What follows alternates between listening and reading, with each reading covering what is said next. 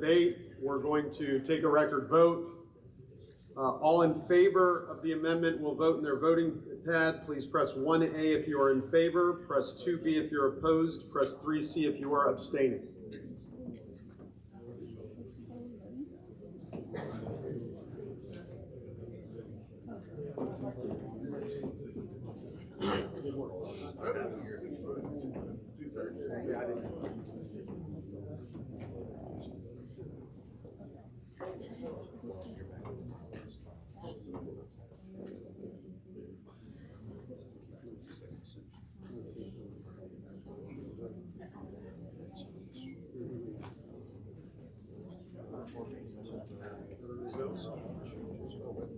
You good?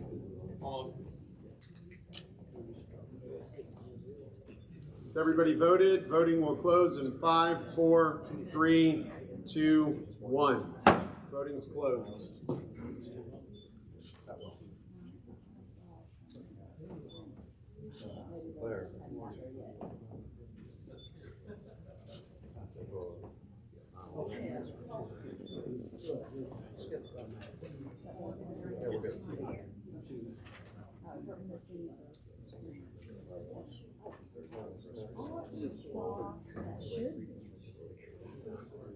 $62 to nothing. The ayes have it. The motion is adopted.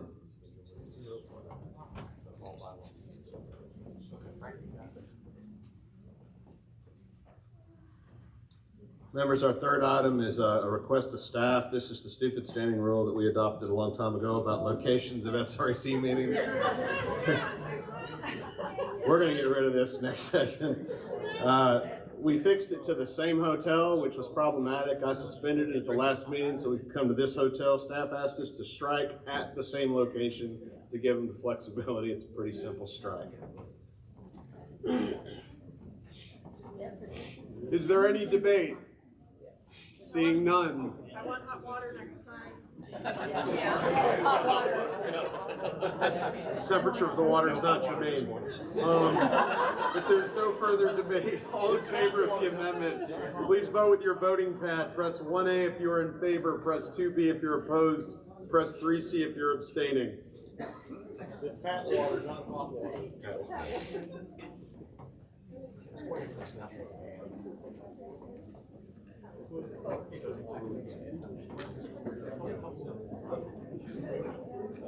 Any votes from Deborah, Donnie?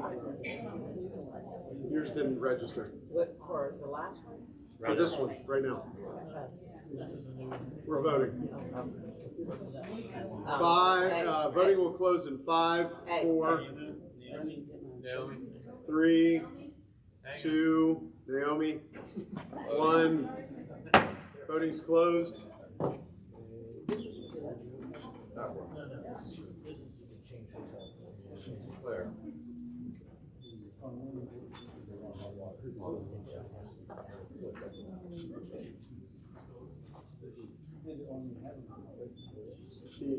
$62 ayes, 0 nays. The ayes have it. The motion is adopted and the stupid rules amended.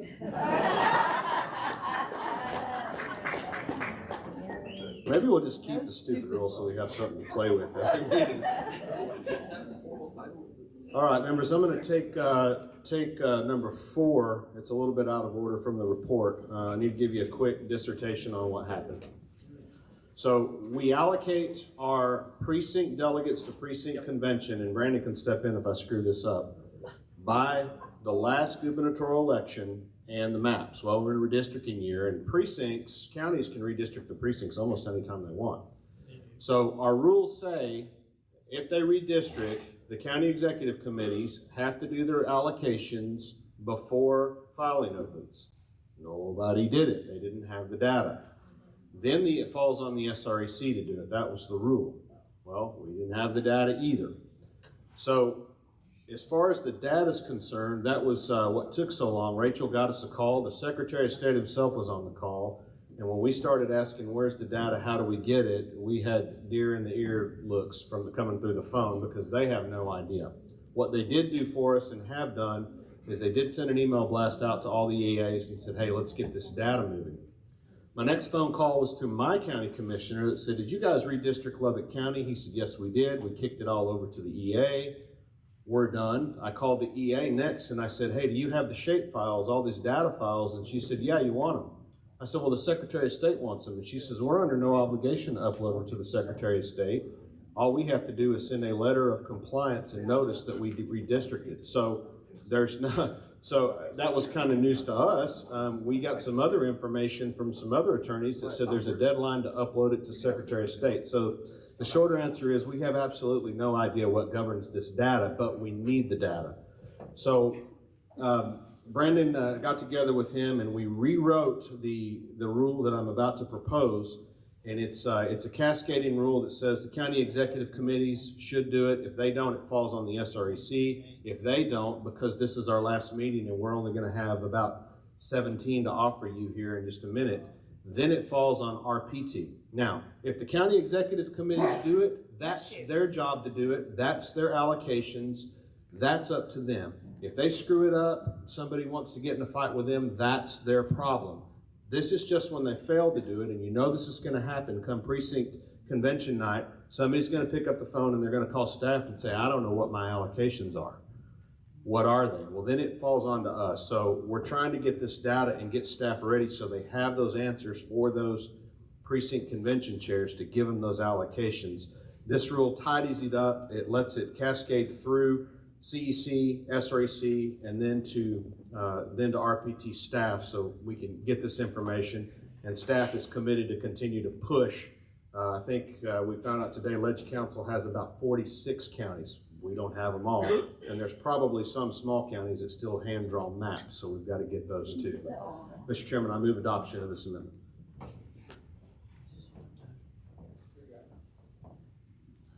Debate is open. Mr. Fairbrother. Bill Fairbrother, Senate District 5, support the recommendation. I've checked with several of my counties. One of them just texted me. When we say they failed to, we're not saying they're doing anything wrong. They may be unable to. So let's not take it as anything we're saying the county ECs aren't doing their job. You can't do it until you have data and have time to process the data. This is a good multi-tiered system to protect us for this year. And hopefully we won't have this problem again until another redistricting year, and hopefully then we'll have someone better than Biden to get the data out earlier. Thank you.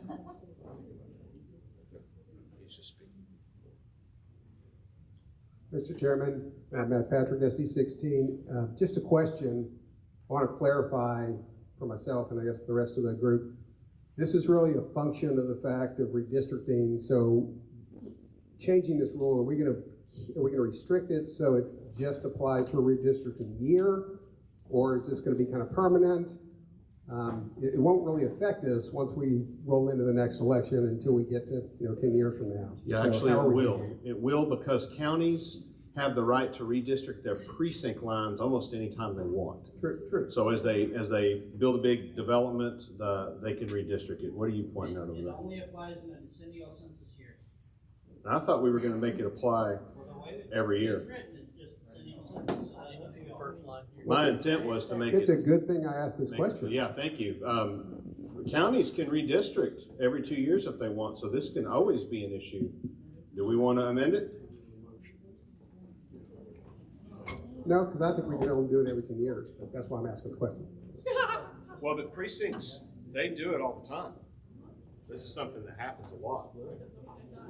Anyone else for debate or to make an amendment? Mr. Chairman, at the appropriate time, I wish to be recognized to ask the author a question for purposes of legislative intent. Yep. Is it the Travis County Executive Committee adopted a reallocation at our January meeting? Mm-hmm. If I understood your layout correctly, if Travis County or any county has adopted an allocation of votes to precincts, that is what is binding in that county. That's And right. the SREC's work, which is good work, but has also been done for our county, that is only adopted if our CEC changes its prior adoption. Is that correct? If your CEC fails to do it, then it falls on the SREC. But once you've done it, it's yours, you own it. Once we've done it, that's binding no matter what else comes out from state parking. Thank you very much, Mr. Chairman. Mr. Chairman? Yes. Yeah, this sounds a lot like the strike for AA where Are you we speaking may for or not, against? I'm sorry? For or against the amendment? Please make. I am for, but I want to caution the fellow SREC, and my name's Doug. I'm substituting for Robin Hayes of SB 28. It sounds a lot like we're implementing this without really testing it. And I would just caution that the SRC should kind of watch to see what happens. Thank you. Yes. David Wiley, SD 12 again. To Doug's point, this has been an issue that was brought before Denton County, and I performed the calculations for Denton County. I took those same numbers and compared them to what were in the packet, in the electronic packet, and I can tell you that in a very large majority of the cases, 95, 98%, they were right on. And there are some outliers that were related to how the districts were realigned, where there was a few that were slightly off, but these are real good numbers using some pretty standard distribution of Republican vote in the precinct. So I'm very confident in this, and I'm in support of this. Okay, if there's no further debate, all in favor of the amendment will vote with their voting pad. Please press 1A if you're in favor, 2B if you're opposed, and 3C if you're abstaining.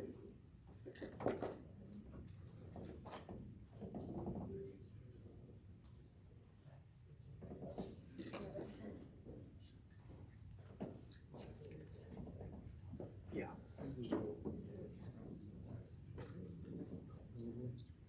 Tom Novus? Yeah.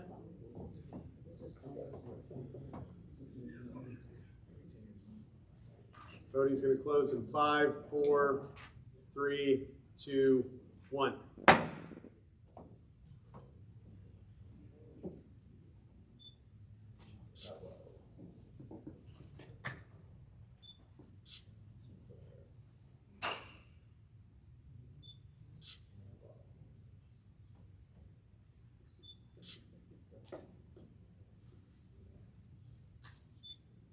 Vote is 60 to 1 with 1 abstention. The ayes have it. The motion's adopted.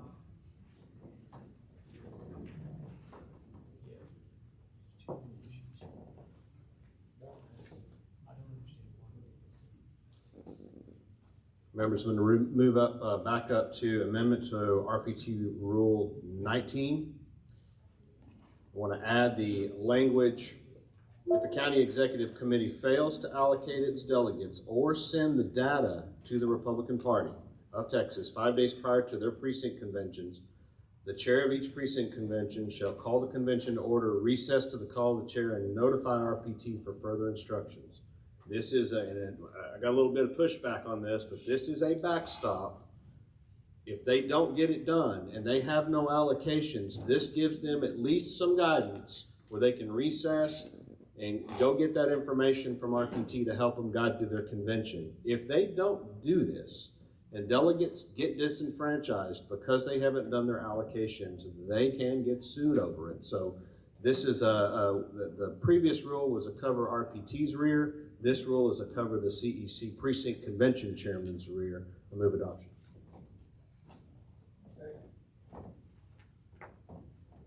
Yes, Mr. Fairbrother. Yeah, Bill Fairbrother, Senate District 5. Again, this is only to prevent a worst case scenario. If the county or the state party adopts allocations, everything's great. But if County X Commissioner's Court fails to adopt precinct lines or is in the middle of changing them right before the precinct conventions, and you don't really know what your precincts are, so you don't know how many delegates you can send to your county convention, this is the only time this change comes into effect. It's only to safeguard the convention process if the counties fail to act and we don't have data, we don't have precincts, or we don't know what they're going to be. Because if we adopt the old 2018 lines or 2020 lines and they change, someone could sue saying, I'm not adequately represented, or somehow I didn't get to be a delegate, or my delegate strength was bad. And this is just to prevent anything really horrible from happening in the worst case scenario where for some reason, somewhere along the line, we don't get lines. I strongly support the change. Thank you. Anyone else? There being no further debate, All in favor of the amendment, please vote with your voting pad. Press 1A if you're in favor, press 2B if you're opposed, and 3C if you're abstaining.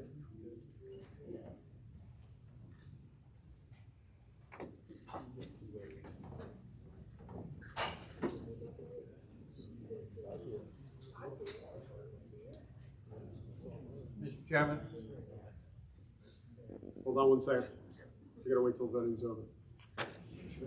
Voting will close in, Terry Harper, 5,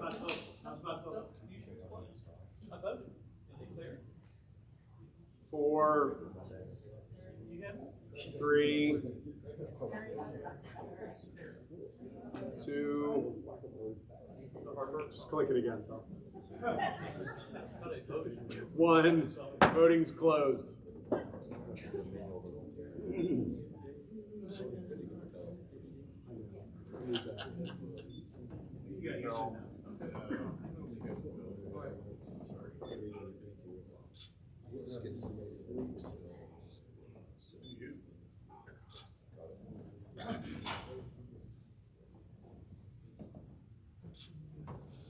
Sixty ayes.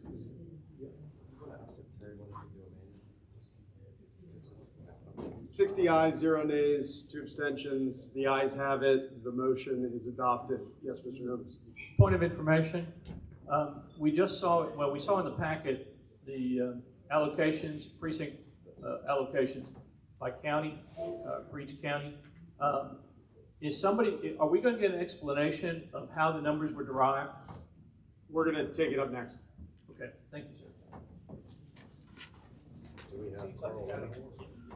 Okay, members, we've got Carl is going to give us a quick presentation of how those shape files and how those numbers are, those allocations are done, and then we have while you're recording listening to in that, progress. If you'll go, Brandon referenced a spreadsheet earlier in the digital packet for SREC only that's got a spreadsheet, and those are the 17 or so that we need to approve as soon as this presentation is over.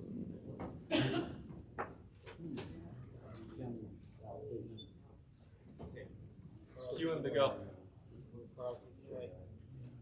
You've got to unmute. Hey guys, can you hear me all right? Yep. Somebody saying in the microphone, yes. Yes. That's the only way you can Yes, we can hear you. Awesome. Yeah, so I'm Carl Schmidt. I'm the data director for Texas Victory. So I'm just going to go over the delegate allocations that y'all mentioned. So one second, let me try and share my screen here in a second as well.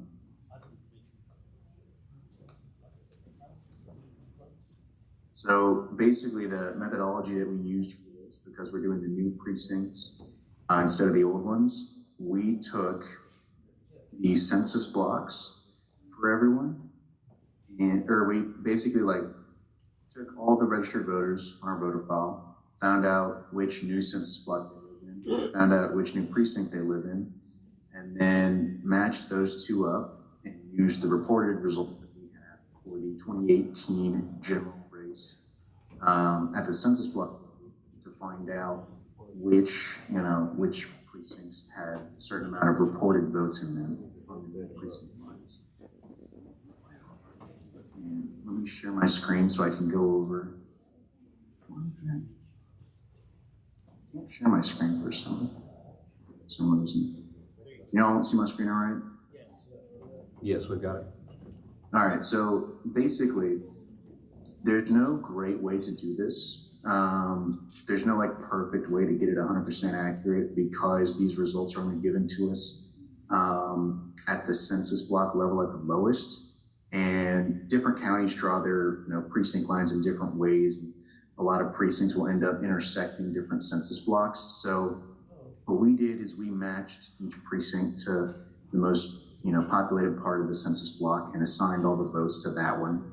And you can see here that I have a map of what the old precinct allocations look like with the reported totals, the accurate reported totals for the old precincts. This is just Brazoria I'm showing right now, which is the first of the 17 that we did. And then you can see the new allocations. Our method, the base version, ended up coming up with 94.73% of the total votes. We were able to pinpoint their exact precinct. And the extra 6%, we just distributed evenly across all the precincts. And so y'all can kind of see the difference in the lines here, as well as the different delegate amounts assigned to each precinct. They got kind of split up because some of the precincts got changed. So this is what Brazoria looks like. I have all the other 17 counties here. If any of y'all have questions about specific ones, I know I'll show off Tarrant right here. Because Tarrant's one of those that had about 100 or so 0 precincts.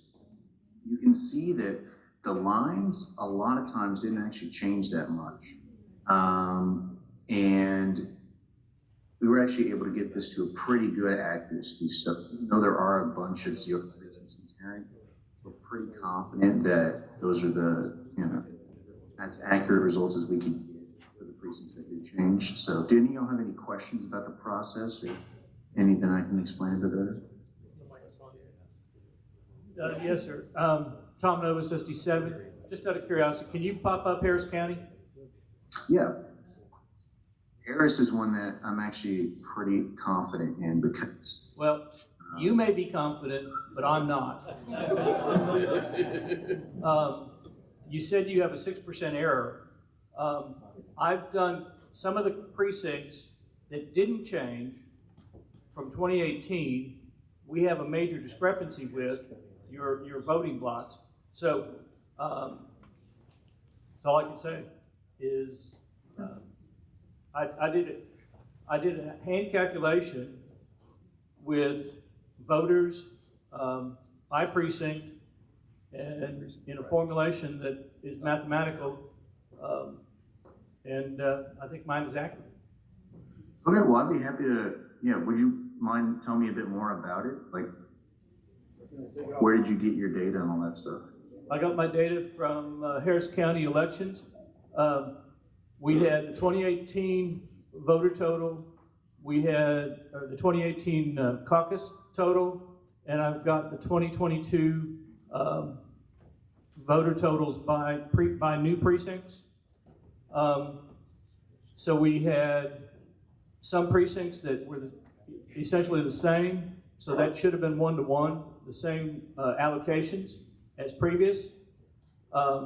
You had some precincts that were split in half, so you could take the new voter totals proportional against the Abbott vote totals from the other precinct, from the original 2018 precinct, and that's mathematical.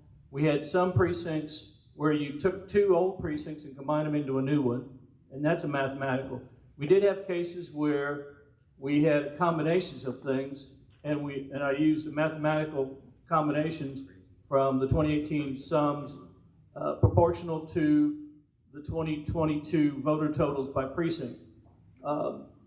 I've got cases where we're 30 delegates difference in your allocation versus mine. Gotcha.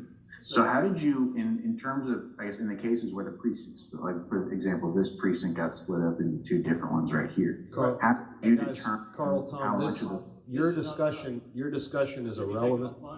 Yeah, if you would, we can get you Carl's information.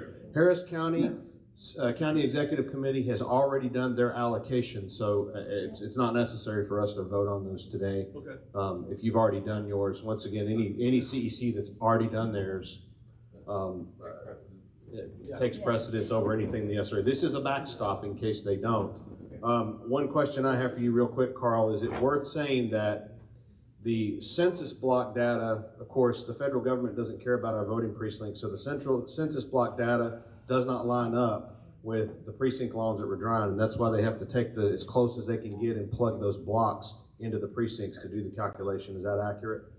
That is accurate. And what I did instead of, I only assigned 1 census block to 1 precinct instead of distributing certain percentages of the census block's votes across different precincts. So what I did was, instead of taking the dominant geographic area that matches up between the census block and precinct, I took the highest population precinct for each census block and assigned to that precinct all the votes from that census block. And not every census block was able to be matched. So, that's this little bit of error right here. And, there are certainly ways that you can do it that are possibly more accurate than this. This is just a uniform, way to get this for all 254 counties. And, it could be helpful to a lot of the smaller counties, I imagine, that might not have, the abilities to do something like this. Thank you. Bill Fairbrother, Senate District 5. I sent the Williamson County allocation to some of my county people, and they did a quick spot check, and they think it looks very close to being accurate. I mean, they're happy with it. I mean, the small areas are small numbers, large are large. I want to point out, this is only for our upcoming convention process, which starts on or after March 1st. The allocations after this year will be based on the 2022 general election votes for governor. So we're not changing anything for the next decade. We're not even changing anything for the next 2 years. This is an emergency backup to get us delegate strength and allocation so we can hold our conventions. If you want more delegates going forward, soup up the vote for the Republican nominee for governor in 2022, and this effort goes away. Thank you. Thank you, Carl, for your time. Appreciate it. Mr. Chairman, I'm going to move that we adopt 16. We can leave Harris County out. They've done theirs. We adopt the 16 allocations that have already been done that are in your spreadsheet.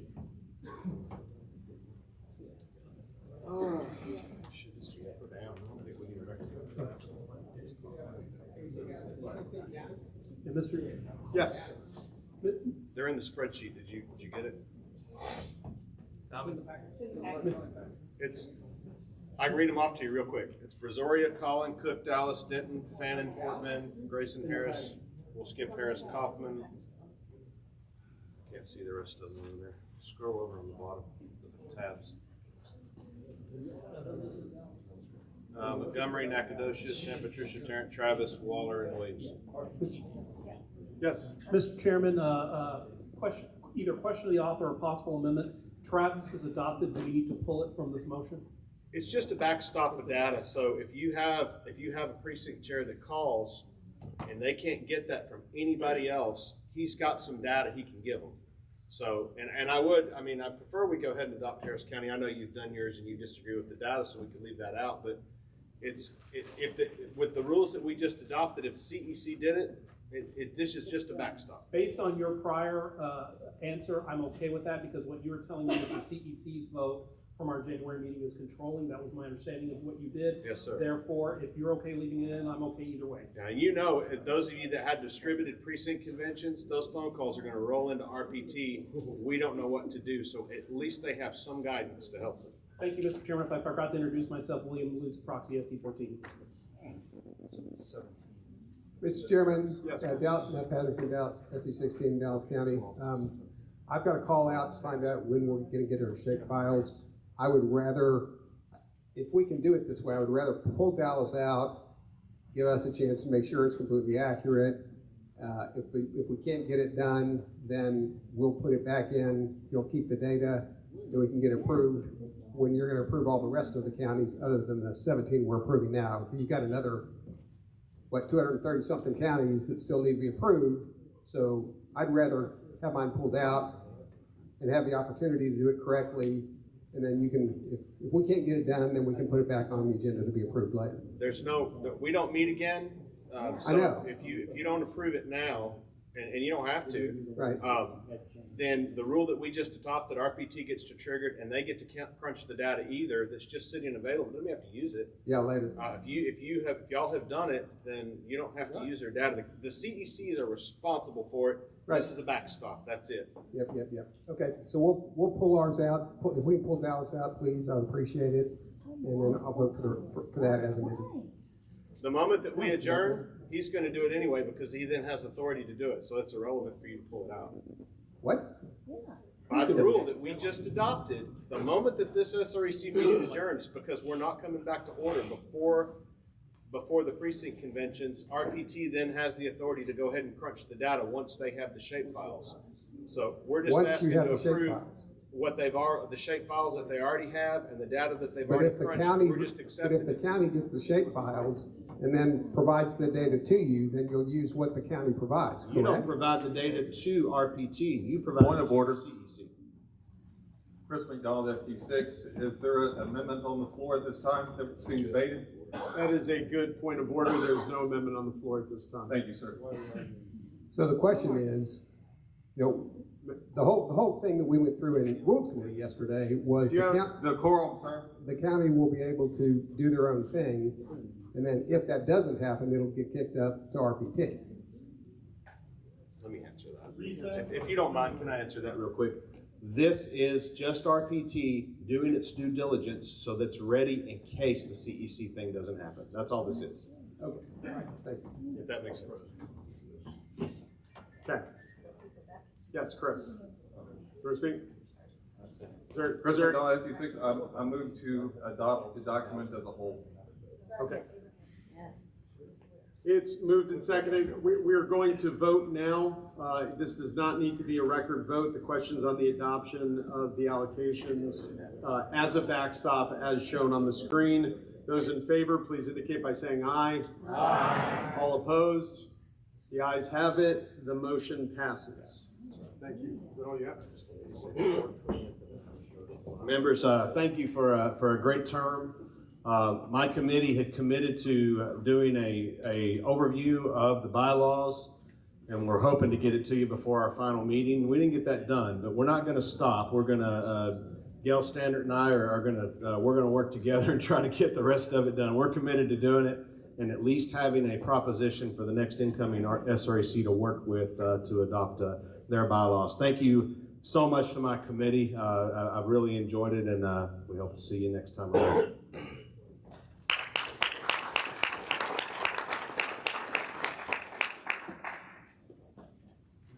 If there's no objections, I'm starting to move this around, so the ones that we can shorten, depending on how much time we need, I'm putting at the end.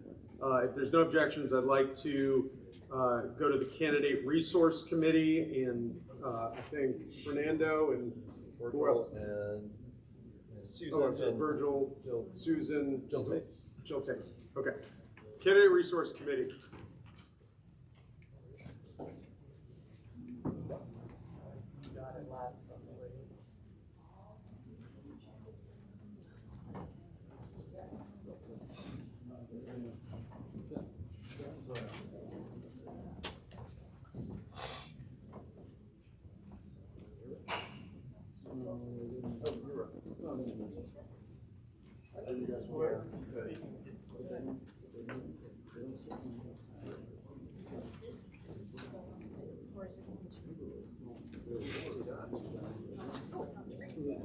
I can see that. Okay. Hi, everybody. We're going to talk about elected Republicans. Yay! I mean, let's get excited. I know y'all are all tired and we had lunch and all that, but let's get excited. Okay, here we go. Candidate Resource Committee. How many of y'all know what the Candidate Resource Committee is? Woo!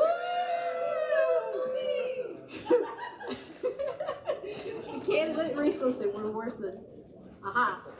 This is our grassroots effort to elect all of our down ballot candidates. These are going to be our JPs, our constables, our sheriffs, county clerks, etc. We're building our bench so that these folks can later become our statewide officials, our state reps, state senators, etc. These are all folks that affect our daily lives. So we want to be sure we get Republicans into these seats that are affecting us on a daily basis. We want to be sure we have Republicans as our county judges. We want to be sure that we have Republicans as our county clerks, etc., because we know that they just give us mask mandates and crazy things like that. All of the funds raised within for the Candidate Resource Committee go towards these down ballot candidates. And we specifically vet these candidates. So the committee gets together, everyone has to turn in a form, we vet them, we make sure that they are good, solid, conservative Republicans, and we also look at the area and do they need a little extra help? Can we flip a seat? Can we take something from the Democrats? Can we possibly move an entire county red? And that's a little bit about what the Candidate Resource Committee is looking to do. We've given away, what's our number, $300,000 since 2018, and we've flipped a couple of seats from the Democrats, and we want to flip more, so we need your help. Thank you, Jill. And I want to remind this body that the CRC is our fund. It is the SREC's fund. So there's no outside group here telling us how to spend our money. We're the ones spending our money. But the other side of that is that we've got to raise the money. So, like Jill was saying, these people are vetted. That means, it'd be nice if I did the clicker.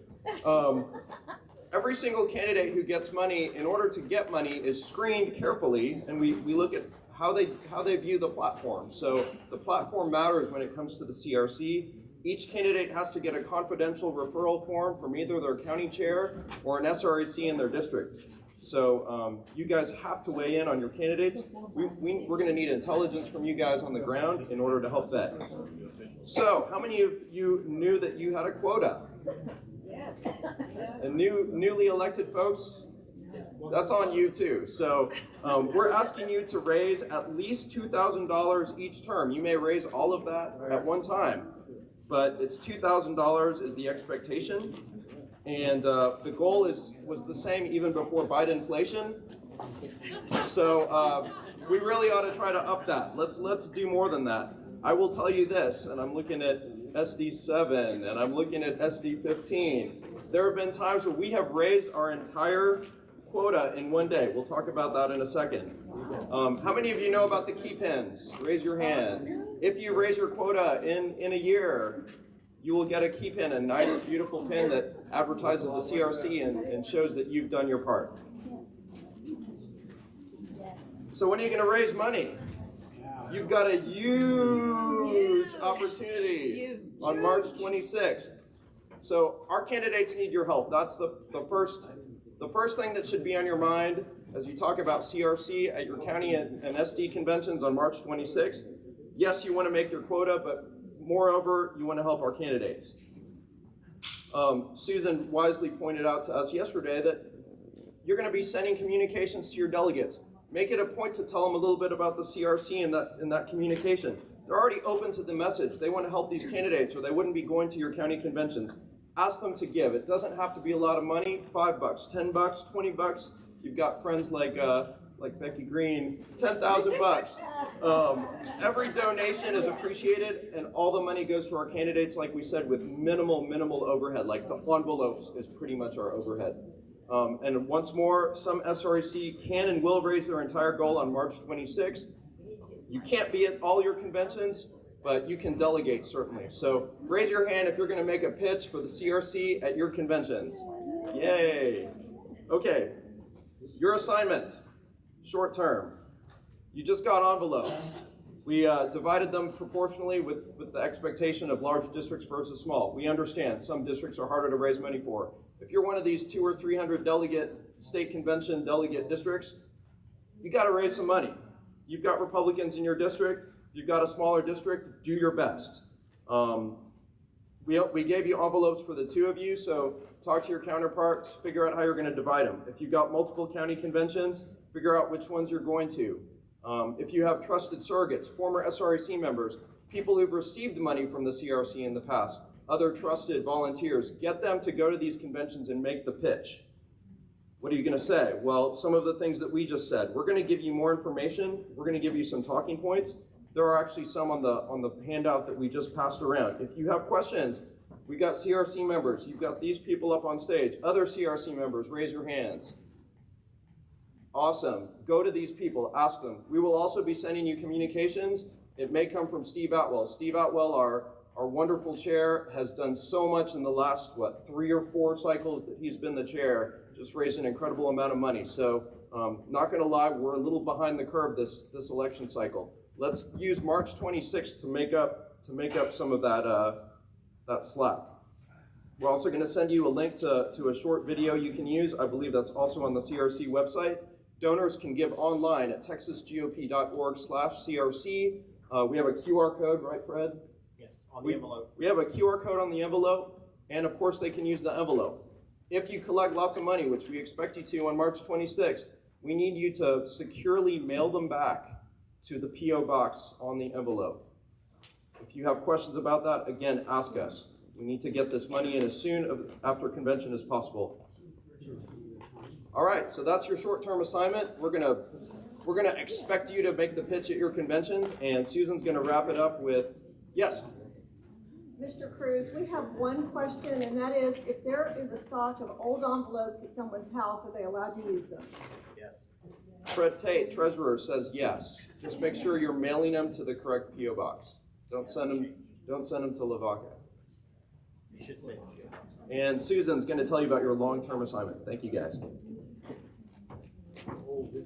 Good afternoon. I'll be as brief as I can. I'm going to pack as much in here as I can. Who in this room is the leader for the party in your area? Well, the answer is all of you.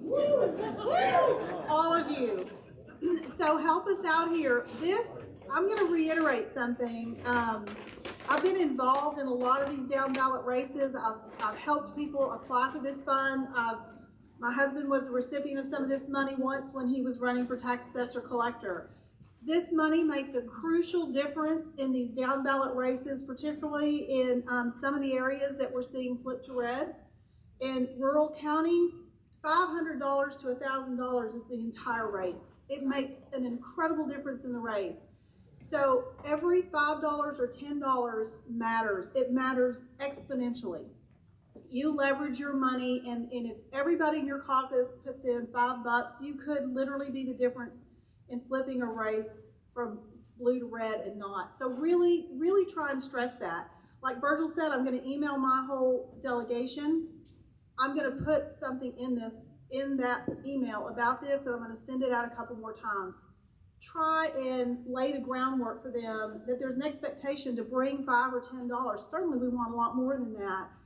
But people incorrectly assume that to be a donor, you have to write big checks. And everybody loves to receive the big checks for donations, no question about that. Becky's friends with $10,000 apiece. We're saying that because she mentioned something in one of the committee meetings.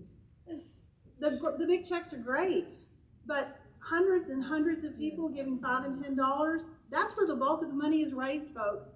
In every one of these campaigns, very few people have huge donors that make the bulk of it. The bulk of the money raised is small donors. Please, please stress that. Not only for your caucuses, we need it here, but stress it when you're out talking to people about your candidates. Your candidates need those $5 and $10 donations too. Let all of your voters, when you're walking, when you're communicating with your precincts, let them know that. Make a pitch when you make your pitches, or have someone do it for you. Make a plan for state convention. Ask them to bring another $5 to state convention, or 10, as much as they can manage. We would appreciate it there. Have them make a plan to come to state convention and start talking about it then, more than just becoming the delegate. Make the plan, talk about it, and help them. Remember, you are the leaders. You're going to be the ones that help them and give them the confidence and the information to feel like they're ready to go do this. Follow your candidates closely. Make sure that you assist them and assist us in assisting them to target our funds to the talented candidates who will work to win. I'm going to be very blunt with you guys. We're going to have way more candidates that we need to help than we're going to have money to help. So if everybody can get money in, ideally we'll help every one of them that's qualified to do this. So help us help them. We can flip counties when we can do this. We flip counties from the bottom of the ballot up. We rarely flip from the top down, although it happens. The lower ballot races usually help us do it. Help us do that. After we dispense the money this summer, and as we can, publicize it. Publicize it among the candidates, and publicize it among your precincts and your districts and your county executive committees. Let them know what's happening. Let them know what your party is doing for them, okay? Who's gonna help us do this? Everybody's gonna help us do this. That's the answer. Thanks, you guys. I don't know who's up next. Am I it? Let me finish one more time. This is critical. This is so critical. It's very low visibility. It's very, very high impact. Please help us. Every dollar counts. Thank you so much.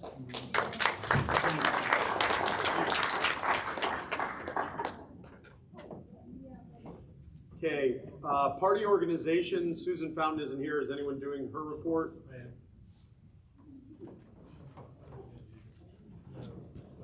Recognize Tom Novus.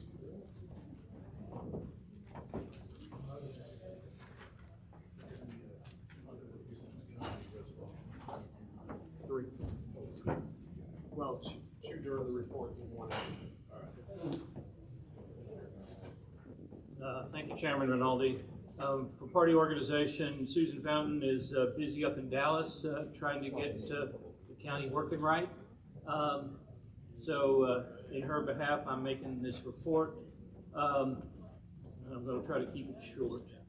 So one of the things that we did was in our meeting, we identified changes that we had previously identified changes that need to be done in exclusive content. Becky Green spoke to that, and it's been submitted to the staff for implementation. Mary Jane Avery discussed things that she's been doing in her SD to help precinct chairs or help county chairs plan for precinct conventions and elections. So we're doing election support processing and convention process training discussions. In Harris County, we've got 375 voting locations on election day for 1,152 precincts that we need to staff. Just like in Dallas County, they have quite a bit to try to staff. We're also getting precinct chairs trying to submit to get their names on the ballot and keep them in good stead as precinct chairs. Rhonda Lacey came and spoke on voter engagement. And we ended with deciding to have a Zoom call on the second Monday of each month at noon. And if you want to join us, please feel free. And that's my report.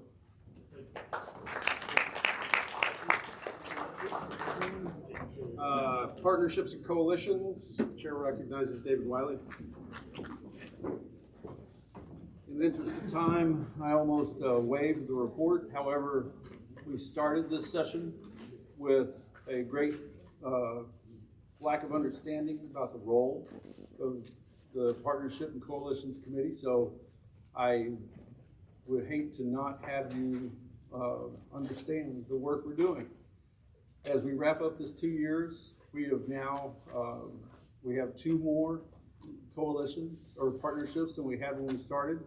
We reaffirmed our partnership with the Texas Federation of Republican Women, and I think that the partnerships are stronger than ever.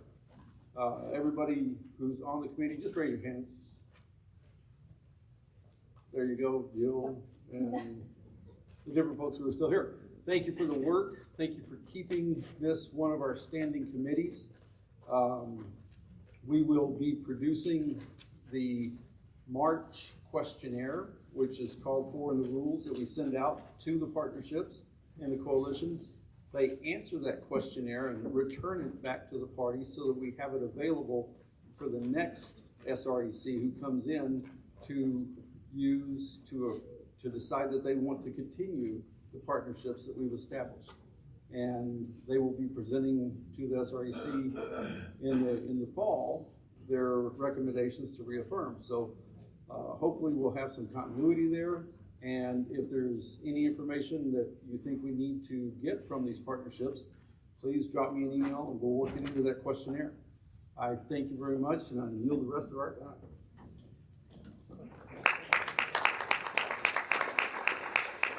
Thank you. I recognize Jerry Fisher, resolutions.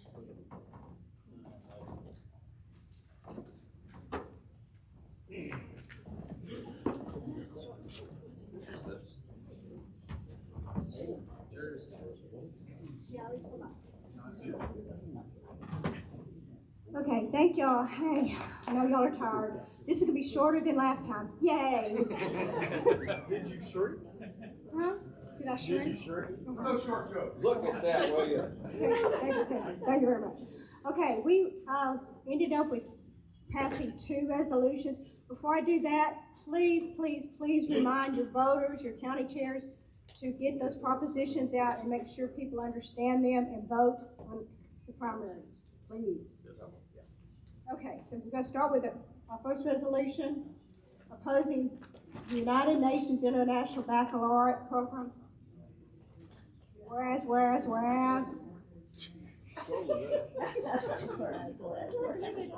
Now, therefore. Yes, therefore, resolved. Calls on all Texas independent school districts to cease implementation of any progressive education programs. This is tied back to the CRT and the SELs.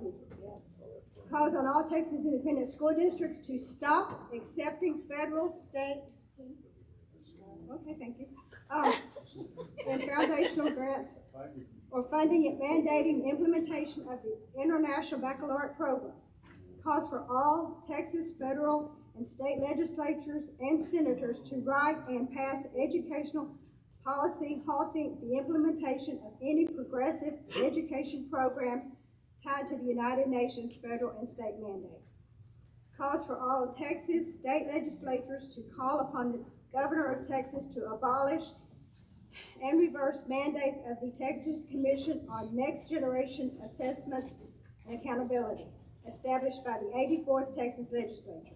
NGAA called for Texas to align the state accountability system with that of the Texas federal ESSA.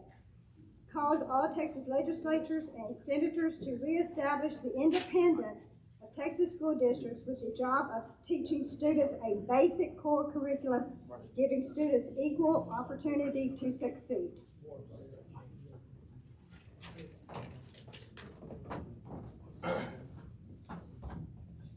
It is moved to adopt the resolution.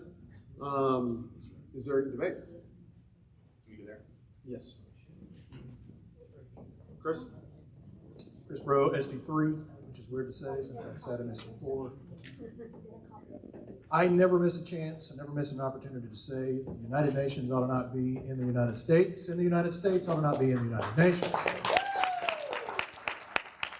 Along those lines, I fully support this resolution. I think we ought to kick their butts out of our schools, out of our country, and honestly, pull their funding so they don't exist at all.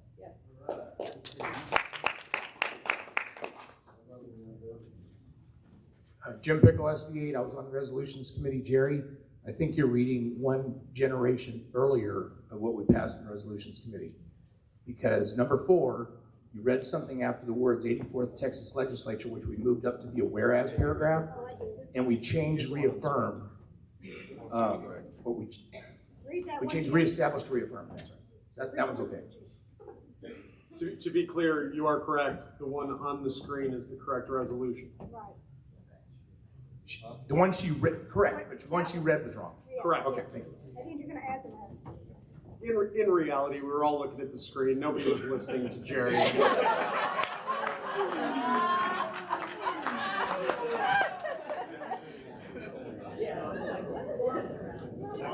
Anyone else?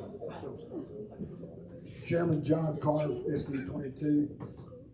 I don't know if I'm out of order or not, but for consistency purposes, item number 5 is different from item number 4, which calls for Texas state legislators, but 5 saying Texas state legislators and senators. I move to amend to strike and senators.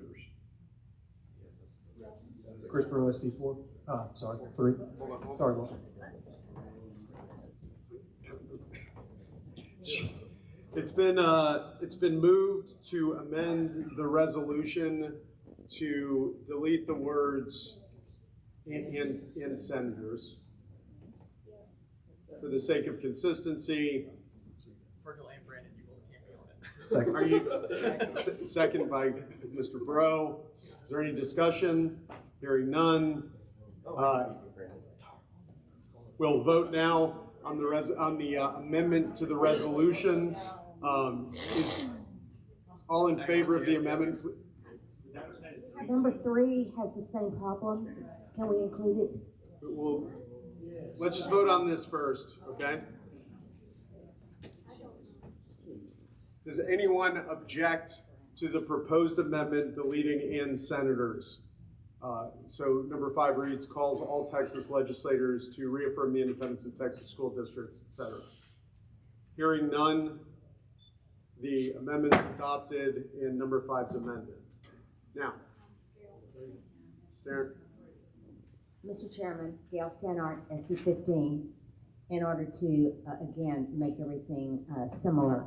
In number 3, calls for all Texas federal and state legislators and senators. I would propose that we remove "and senators." Second.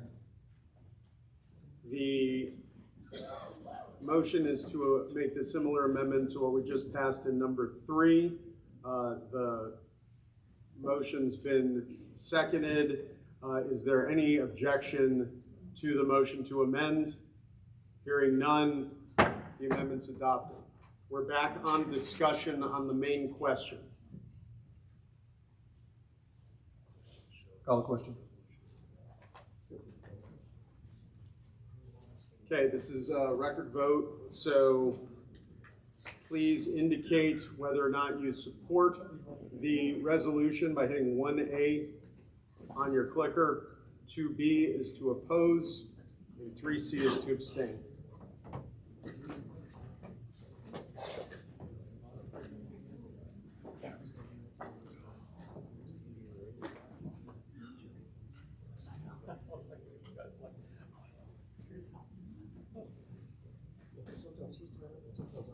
Please vote if you haven't voted yet.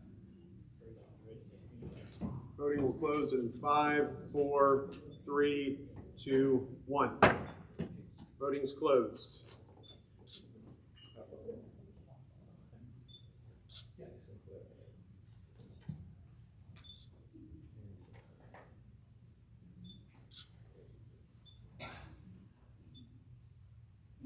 (59-1), the ayes have it. The motion is adopted and the resolution is adopted. Is that yours? It's not. Really? Okay, we have a memorial resolution honoring Eugene Jean Pack. And I'm not going to read it, because no one's paying attention. This is, I can read it? You can read it. We'll pay attention to this one. Thank you. Whereas the Republican Party and the broader community have lost a valued member and leader on January 30th, 2022, with the death of Eugene Jean Pack. Whereas Jean Pack has faithfully served in the Republican Party for many years, serving as Precinct 286 Chair for 24 years, Senate District 13 Chair for 4 years, State Republican Executive Committee Man for Senate District 13, County, State, and National Delegate, Candidate for Houston Community College Board of Trustees, District 9, Harris County Republican Party's Advisory Board member under former Harris County Chair Keith Nielsen, and member of Texas Crime Victims Institute Advisory Council, and appointment by Texas Governor Abbott. Whereas Jean Pack also had a passion for serving his community via activism, he served on the board of his homeowners association for 8 years, was the executive director of Loan, a nonprofit to assist families in crisis, and founded the Family Assistance Center, a community-based nonprofit to help at-risk families in crisis. Whereas Jean Pack was much loved and respected by his family, friends, and fellow Republican activists, now therefore be it resolved that the State Republican Executive Committee, on behalf of its members, recognize the remarkable achievements of Eugene Pack and gratefully acknowledge his many contributions to the Republican Party, and extend its sincerest condolences to his beloved wife, children, and family. A copy of this resolution will be sent to his wife, Juliet, and we're making it fancy and nice. I'll let Matt sign it. Let him sign it.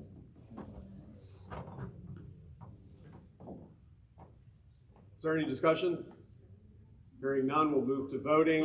It is a resolution, so you do have to indicate that you will be voting for by hitting 1A on your clicker, against 2B, or abstain 3C.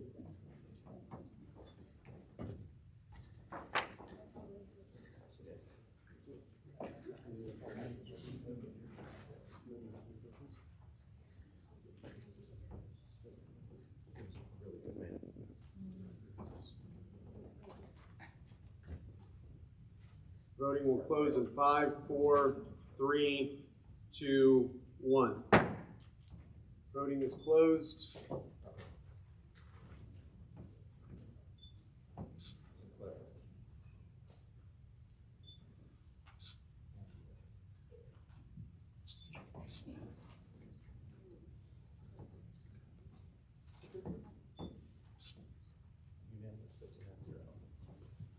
The motion is unanimously adopted, 59-0.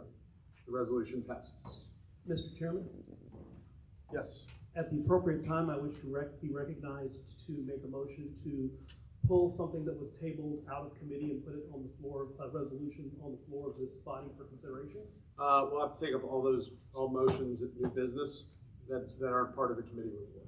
Okay, So thank that'll be you. at the end.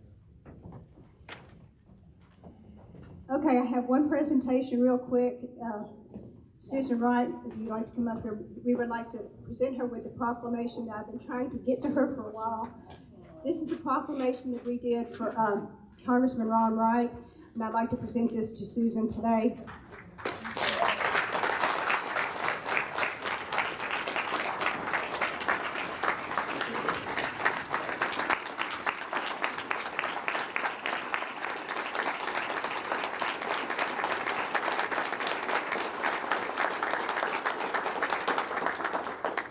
Thank y'all so much. Thank you, committee. Y'all are amazing. Thank you, thank you, thank you. I'm done.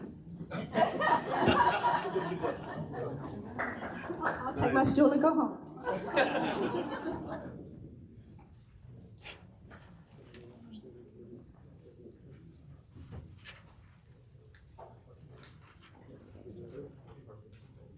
Okay. All right, I recognize Jill Glover. That's it. That's it for special.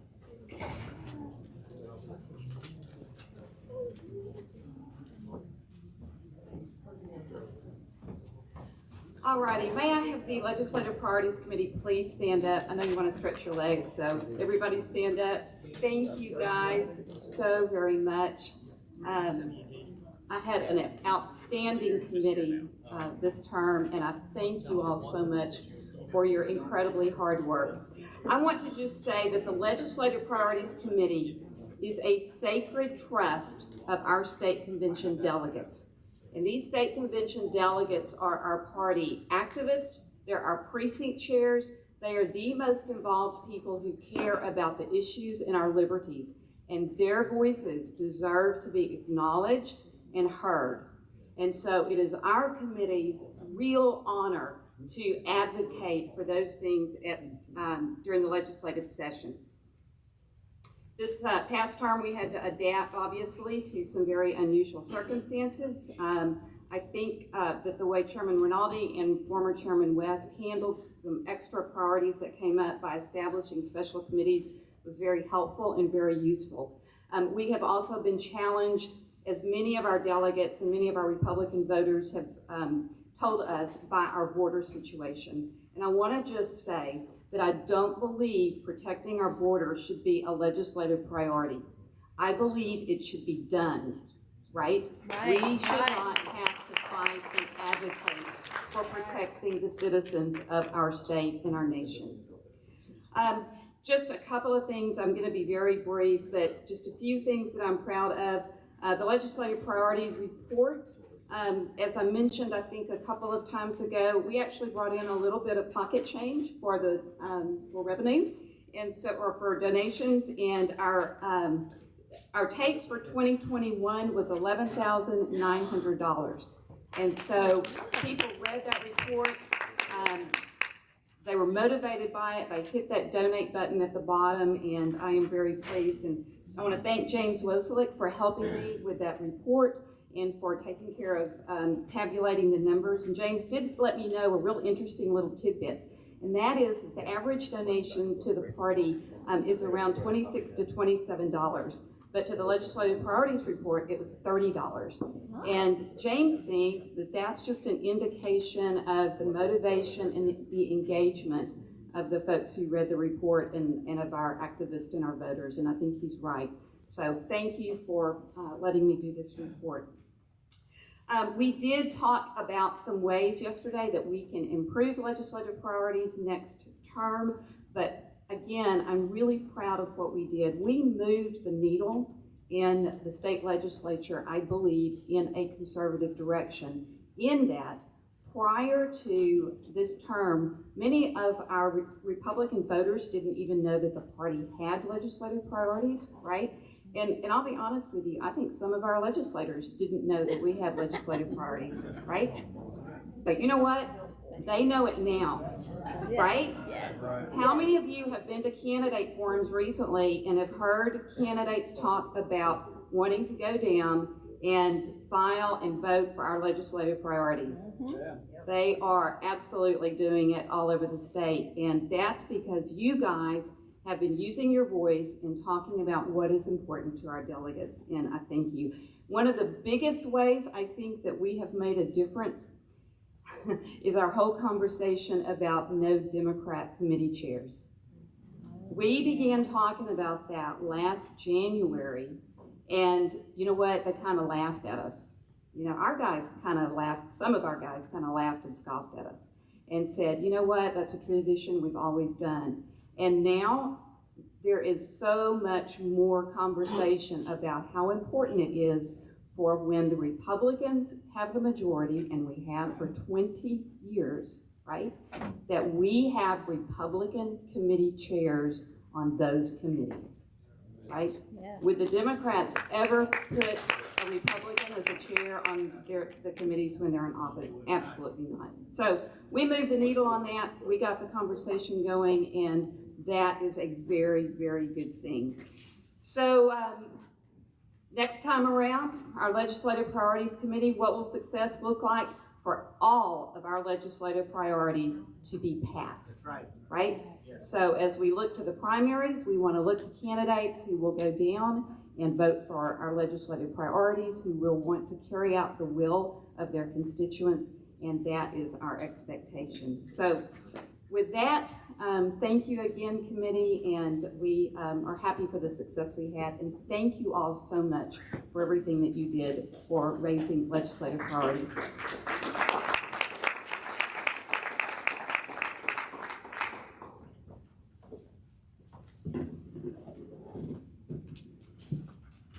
Okay, so we have left, we're about 3:30 now, and we have, I'm going to do officials committee right now. We'll have special committee reports, then new business announcements, and then we're done. You forgot me. Yes, you're special committee. You're special. I'm special. Huh? Yeah, you're under special. Yes, you're a special committee. Oh, okay. It's a special committee. So you're after, you are the first one of the special committees, so you're directly after this. And I should know. After this. Yes, thank you. Can you put up the officials committee slides? I'll be quick. Give me just a second. Which one, Brandon? I know. Brandon, which presentation or forward? I got two different ones. This one.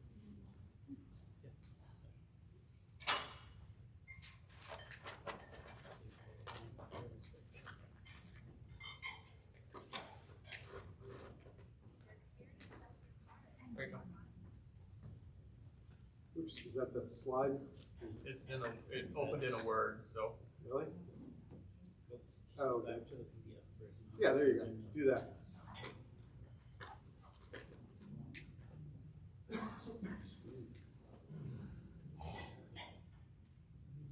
Okay, good. Doing a few things at officials committee right now, obviously with the impending convention. We're going through booth approvals, trying to evaluate and solicit booth applications and evaluate the booth approvals. I just wanted to share the booth approval guidance for this year, which is the same as last convention. I won't read it, I'll project it up on the screen. You can get a copy if you want a written copy. If you go to the second slide, we're also applying RPT Rule 37, which is available on the website as well, which applies to booth approvals. We are going through booth approvals right now. If you want a copy of who asked, who paid, who we're currently evaluating, who we've already approved, come see me. I will have Brandon send you a spreadsheet of it. And this is at any time. If you just want an update or you one day of the week say, I wonder how that's going, just ask. We'll share it with you and let you know how it's going. Can you go to the last slide? Couple other points. Hold on. We, with Mark D'Orazio leaving the committee, there was an opening on the audit committee appointed by the RNC committee members, Robin Armstrong and Tony Ann. They filled this spot with Susan Wright and made Fernando Trevino chair of the committee. So congratulations. Great choice. Regarding the audit vendor, Ashley and Associates have submitted their letter of engagement for the 2021 year audit. It's gone to legal counsel and the audit committee for review and should be approved in the next week, barring any needed changes. The proposal cost was within the estimate approved by the SREC in the budget, which was between $17,000 and $18,000. Three, we're still working on contingency convention. Grace has done a great job with that committee, and I really do appreciate the work that Grace has done. It's hard to take a committee that's doing something that we've never done before, and you really have a vague charge. And the idea is you have to help if something happens that you hope doesn't happen and you have no idea whether or not it's going to occur. So I thought Grace did a great job in defining the parameters of that committee and working towards something that will really help us if we do have to have a convention that is not live. Regarding election integrity project, I told you earlier in my report that we have received so far funding for the project. We've hired 2 contract employees. We've received so far, we've received $51,500 of the funding, and we've put on 2 1099 contract employees, Lucy Trainer and Stacy Matson. With the balance of the funds secured, we'll hopefully transition them to full-time positions, and they're currently working with our RNC election integrity team to conduct trainings and recruit volunteer for election day operations. They'll be on the ground on election day working issues, and then after the election, they'll be working with the SREC election integrity to shape priorities and advocate for these priorities for the committee. I wanted to make you aware, jot down this number if you're taking notes, okay? The new election day hotline number is 512-991-0117.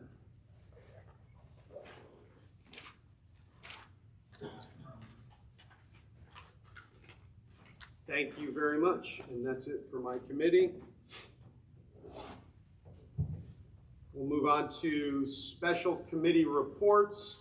First, engagement. I recognize Alma Jackson to give the report of the engagement committee.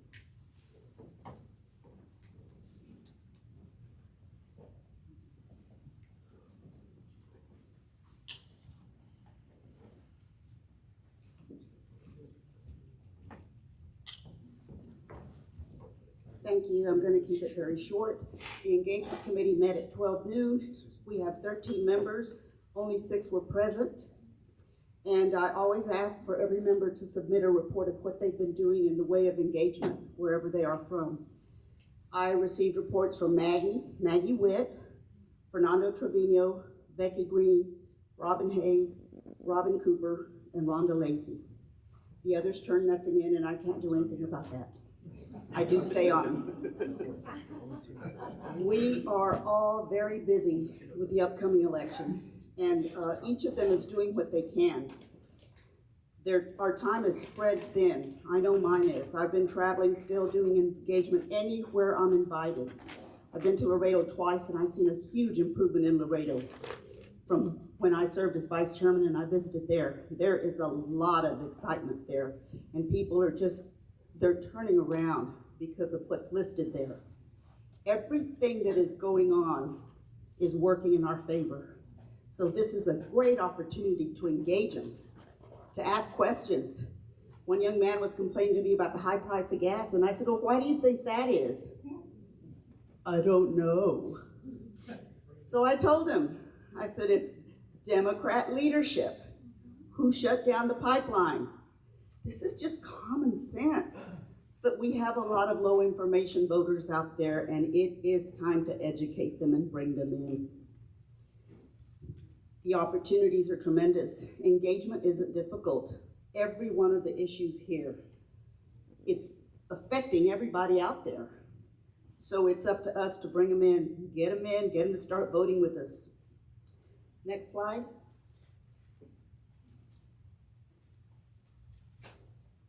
So if you like what was on the previous slide, you do nothing. And there's too many people doing nothing. And that's what I'm telling people everywhere. This is the way it is because you have done nothing. And they don't have an answer because it's true. And I do hear every now and then, well, I don't have time. Well, I'm raising a family. Well, I did that too, and I have 12 grandkids. I stay very busy. I clean my own house and I mow my own grass. We make do with what we have, and we use our time wisely, period. It's up to us. If we're gonna save America, we've gotta save Texas. So we need to move the conversation from the symptoms to the cause. That works. You start giving them reasons why we need to be involved and make sure we vote and be an informed voter. And it is working. I am giving out a list of very reputable websites that people can get onto, especially those that have never been involved ever. And they're asking a lot of questions. My phone is constantly ringing, and I'm just doing as much as I can because it's up to us. And I thank each of you for everything y'all are doing, because I know this is time consuming and it is a sacrifice. None of us get paid for what we do. And God bless each one of you. And I guess see y'all at the convention. Stay engaged.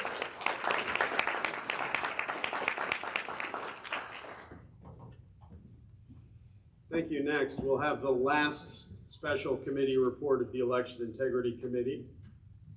That'll be a regular one. I call upon Dion Starnes. Thank you, Mr. Chairman. I promise it's going to be really short, but can I get my committee members to stand, please?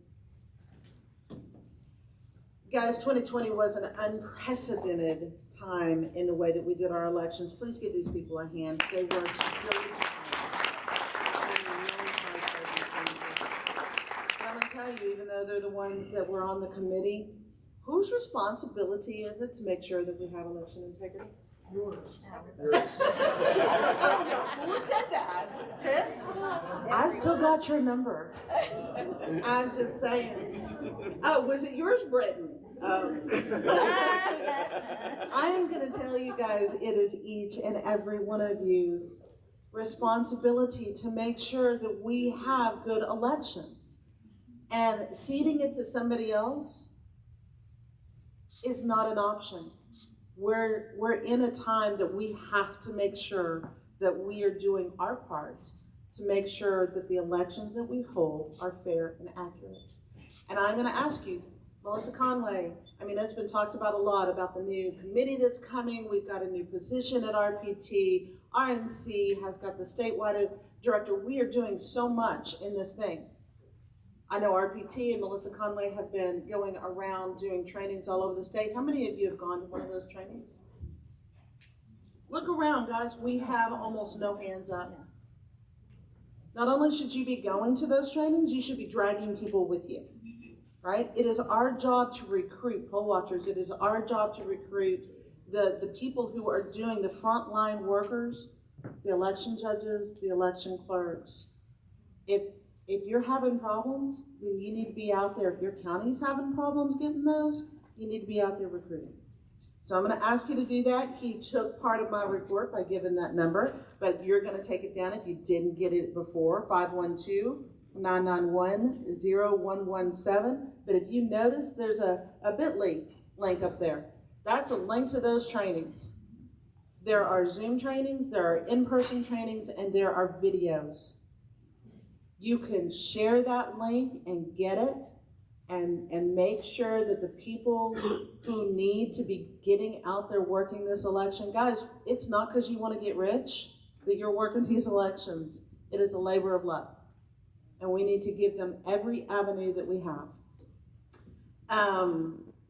In the committee, we talked about, we were very blessed to get so many things done during the last legislative session. Did I get everything I wanted? Nope. There's still more work to be done, and as a committee, we talked about some of the potential legislation that we might be bringing to the next legislative session.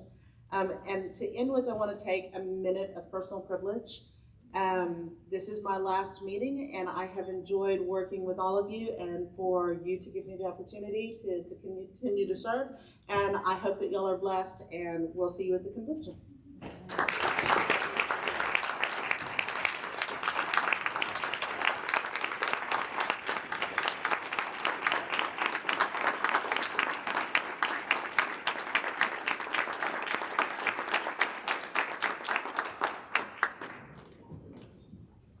Thank you so much. I really appreciate it. I appreciate all the work you've done, even though I've only been chair 7 months. You've been such a tremendous help. And I don't even know who's going to be able to fill your shoes doing it. Nobody. Yes. Yeah, I know. Next up, Local Government Committee.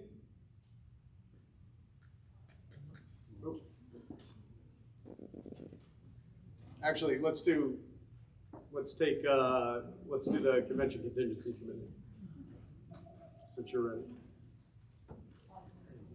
What? I have a different order on my sheet than I think you have on yours. I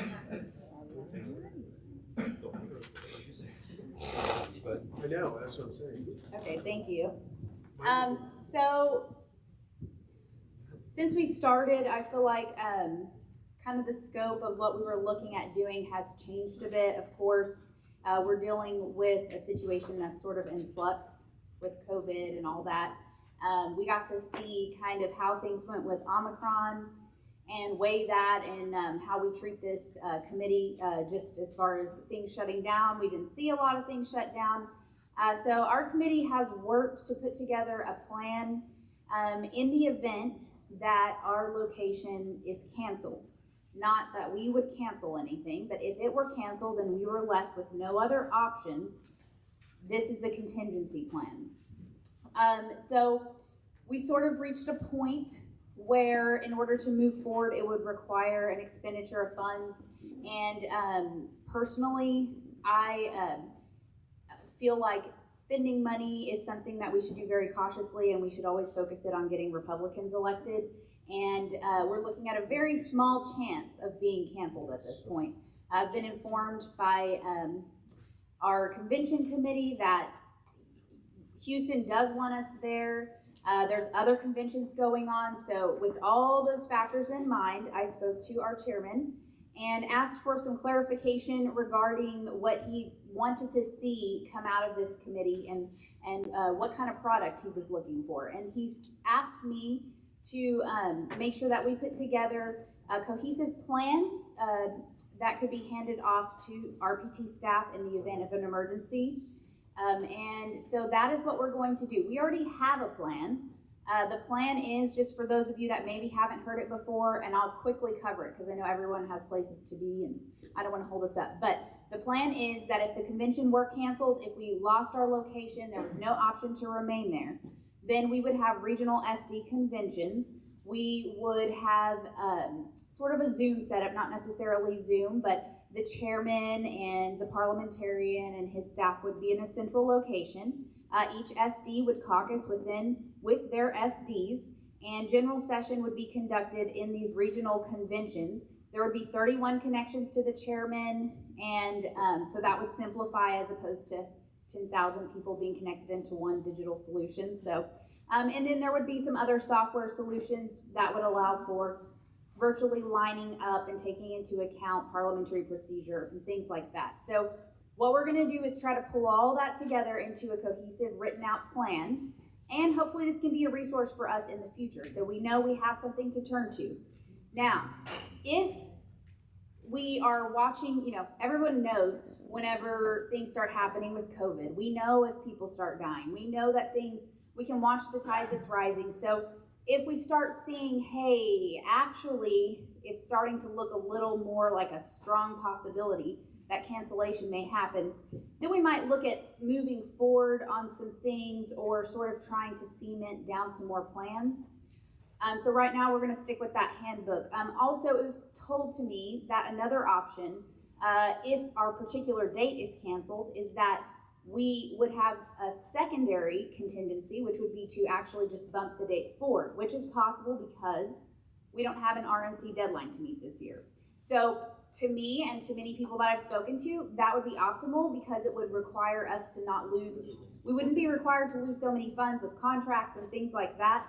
It would be much more enjoyable for all of us, and the convention committee could also continue working on what they do best, which is putting together an amazing convention for us. So that is where we're at. Since we're not meeting again, I'm hoping by the end of April at the latest to get that plan out to all of you.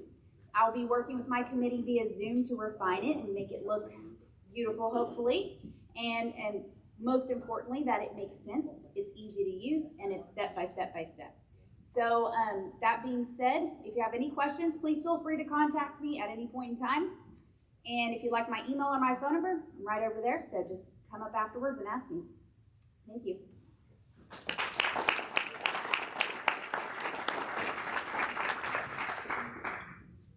Okay, is Becky here? Yep. Recognize Becky Green, Vaccine Mandate Committee.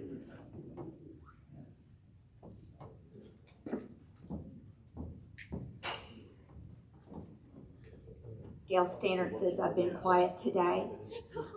I don't know that that's ever been said about me. Ever. So before I talk at any time in front of anybody about the Vaccine Mandate Committee, I always make this statement. This committee is not an anti-vaccine committee. This committee is a pro-freedom, anti-mandate committee. I want that to be made very, very clear. If you are a voting member of the Vaccine Mandate Committee, please stand up. Also, if you attend meetings, contribute, send me information, articles, etc., please stand up. James Wasolik, please stand up. Thank you. Y'all, James Wasolik does a lot. He does by far the most work of anybody that participates in this committee, and I always want to recognize him, as well as Chairman Rinaldi, who provides us with a lot of leadership and a lot of wisdom on this. So we have not gotten very far with our fourth special session push. We're kind of at low tide, and we do not see any movement in that direction today. That does not mean that we're not still pushing for the governor to call a fourth special session.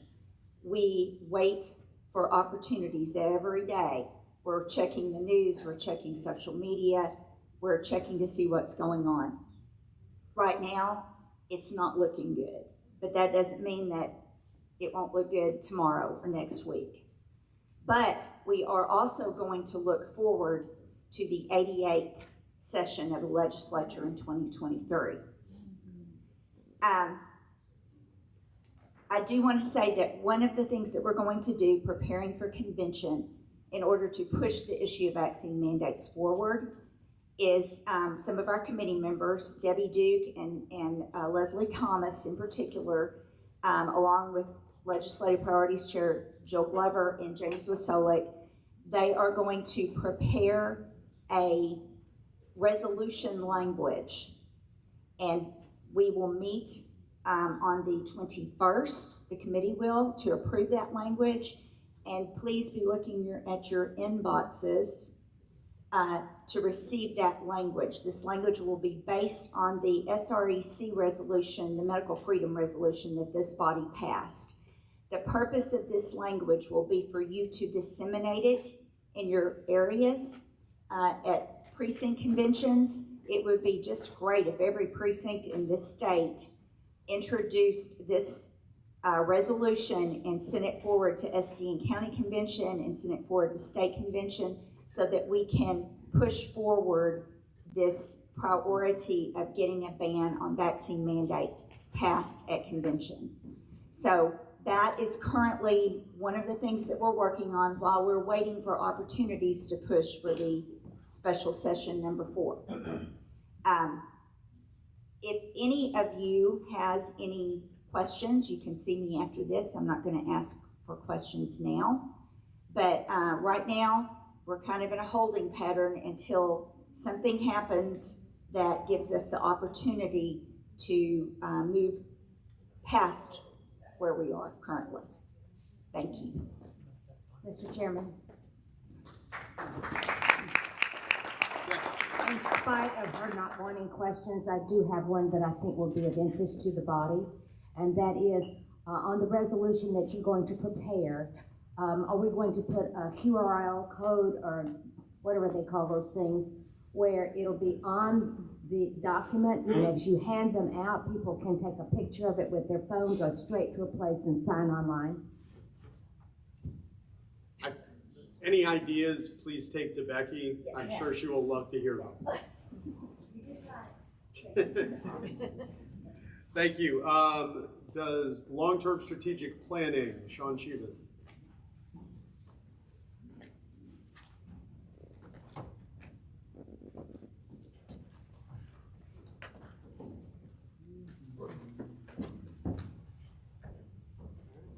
Thank you, Mr. Chairman. Give you a Cliff Notes version of this because now we're all itching to get out of this room and walk around a little bit. First, I'd like to thank my committee members, Pete Lazon, Jill Glover, Matt Patrick, Morgan Graham, Steve Evans, and Dion Starnes. These are folks with a lot going on, and I'm very grateful to them that they made the time to make sure this happened as well. Brandon, if you wouldn't mind scrolling down to the 3rd page with the table on there. I'll awkwardly leave that up while I'm giving you the Cliff Notes. So we developed focus areas and measures for our strategic priorities for the next term, and with those we have a few recommendations. One, the committee recommended that election integrity be added to the bylaws as a standing committee, so thank you for approving that unanimously earlier in the meeting. We also will recommend the establishment of 2 special committees to start at the start of the next term of the SREC, one on candidate development and the other on operations. When I say operations, I mean developing standard operating procedures so we can start institutionalizing the knowledge of this body. This committee will be working to develop draft committee charges for both of those committees between now and the end of our term to give to the chairman for the kickoff of the next term.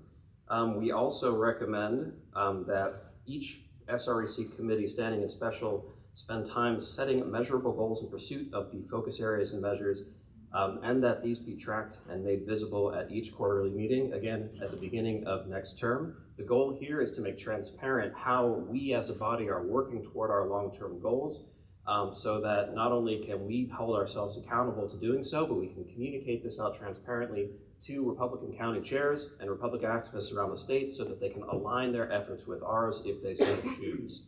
All of this, so the committee will also be working to propose a draft process and framework for that, for the chairman's consideration, again, so that that can be teed up for the beginning of next term.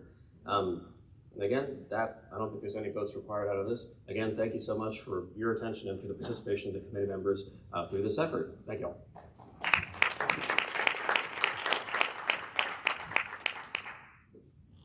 And this wasn't on the agenda, but Rolando, do you have a report for the local government committee?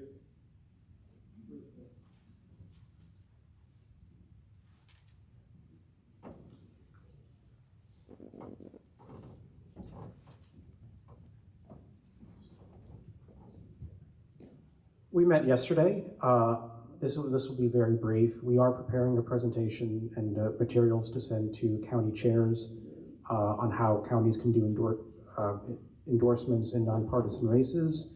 We want to get more counties involved in the May election, and you'll be hearing more from us. I'm not going to bore you with all that we discussed at our last meeting, but you will be hearing more from us, and we will have you'll be hearing a related resolution coming up shortly.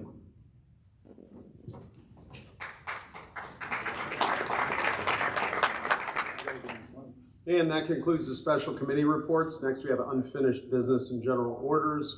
We have no unfinished business. Moving along to new business. Mr. Chairman, William Lutz, SD 14 proxy.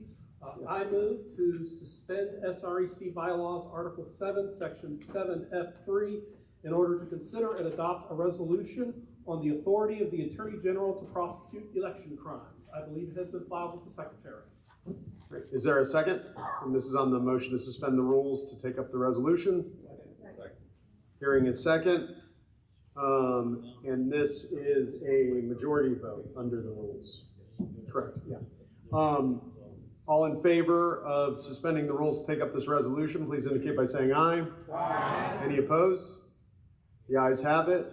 The motion passes. The rules are suspended. You may make your motion.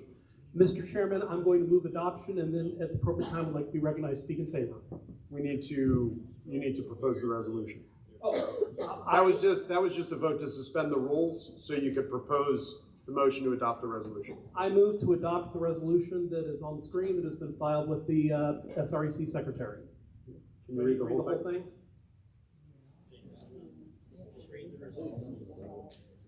Okay, therefore be it resolved that the Republican Party of Texas opposes the opinion issued by the Texas Court of Criminal Appeals on December 15, 2021 in State of Texas versus Zena Collins Stevens, and calls on the court to reconsider this ill-advised ruling that undermines the integrity of Texas elections.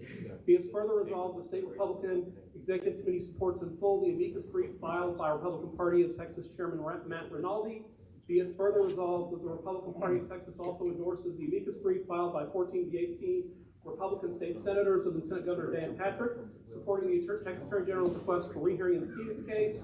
Be it further resolved that the State Republican Executive Committee finds that the opinion issued by the Court of Texas Court of Criminal Appeals on December 15, 2021 in Stevens is legislating from the bench in violation of Principle 1 of the Republican Party of Texas Platform Plank 3, and also violates Plank 210, fair election procedures of the platform. And be it further resolved that should the court fail to consider and correct its misguided opinion in Stevens, that the party calls on the Lieutenant Governor and Speaker to assign interim charges to the appropriate legislative committees to mitigate the impact of this decision and ensure prompt prosecution occurs when credible allegations of election law violations occur in all Texas counties.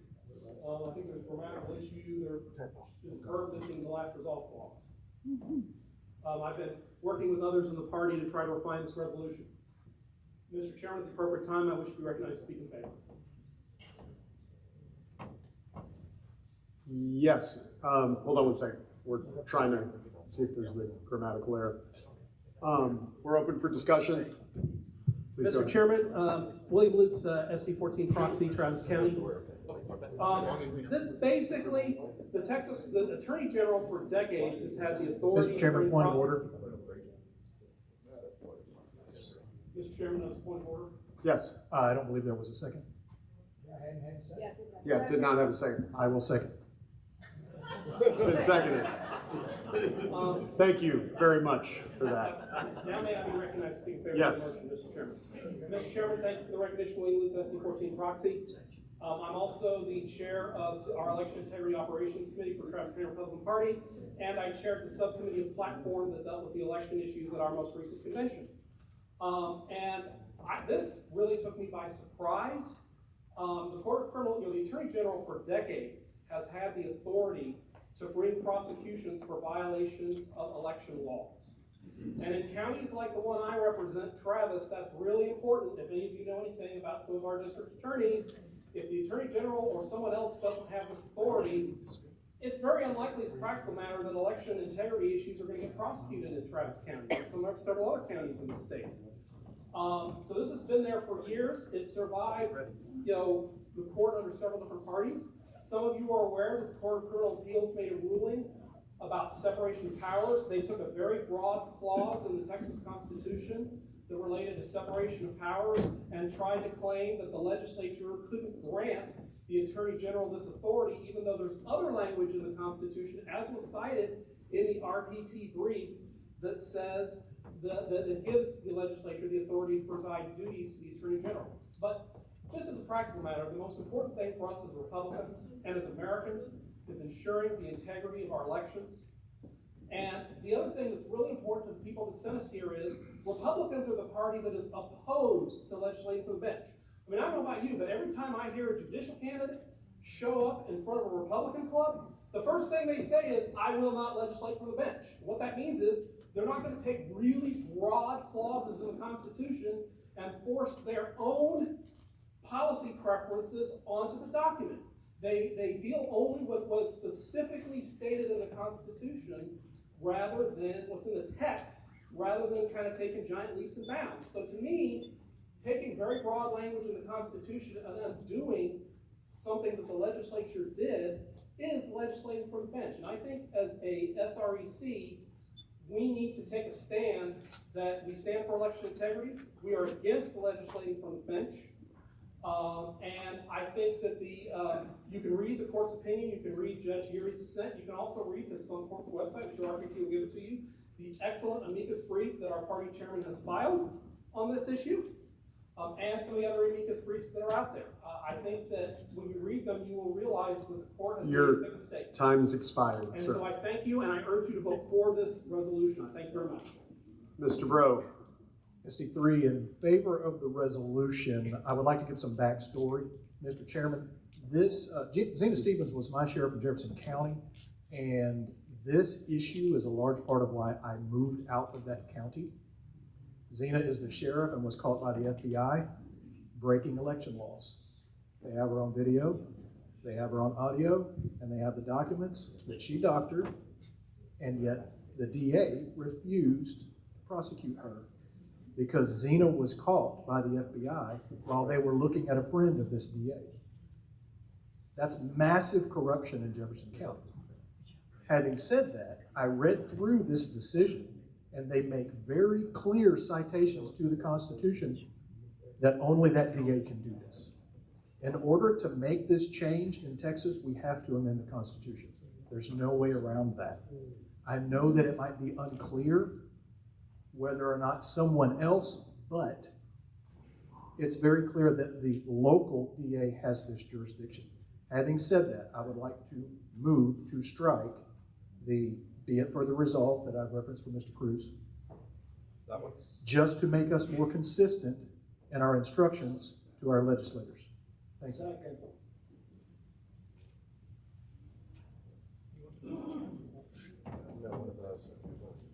There's been a motion to amend and a second, and the amendment would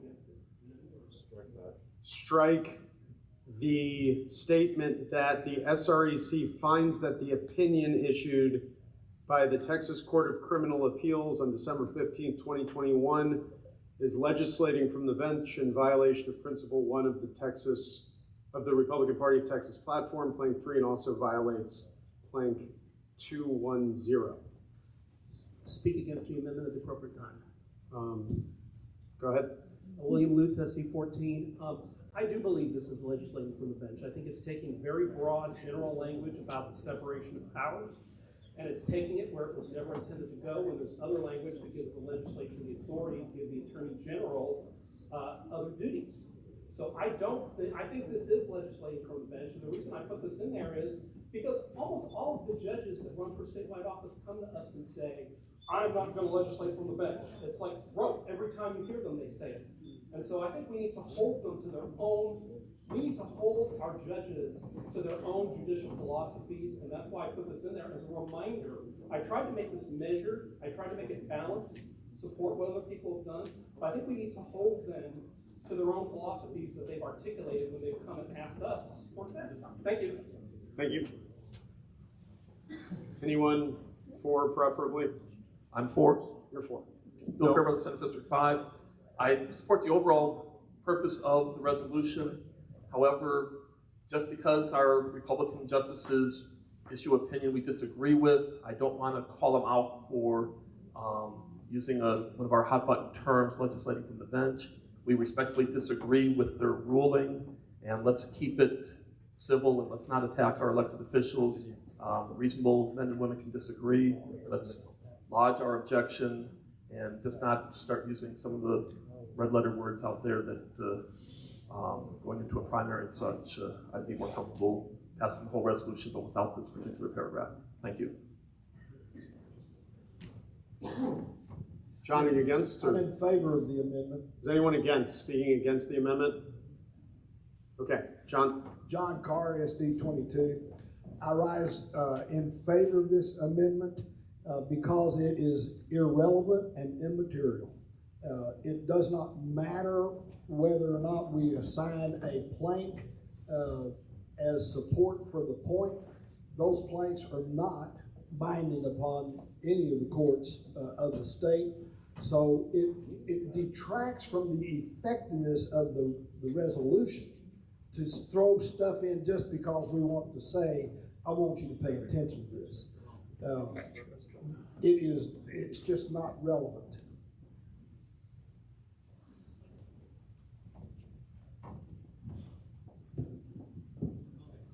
Okay. Kiko Canseco, SD 26. I'm against that the amendment simply because. Are you against the amendment? You're against the amendment or the amendment? The amendment. Okay. Against the amendment, simply because we are not a judicial body that can take a position with regards to the reasoning behind the court's decision. We are a political body that needs to speak out in a political sense and make sure that it's heard loud and clear that this is, in our opinion, a dissent from the principles of the Republican Party of Texas.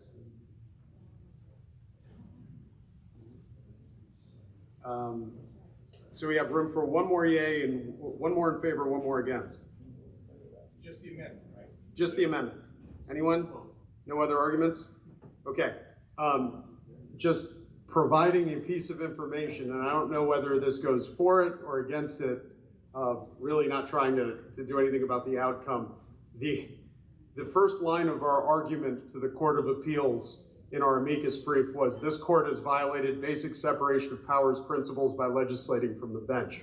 So it's either redundant, so we can take it out anyway because we refer to the brief, or we leave it in because it's consistent. I have no opinion, I'm just giving you that piece of information.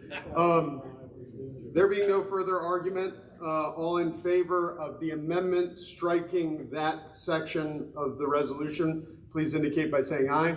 Aye. Any opposed? No. The nays have it. Division. Called for division. We do standing vote. Let's do a standing vote. All in favor, please indicate. Please rise. And if you have a proxy, raise your hand. 1, 2, 3,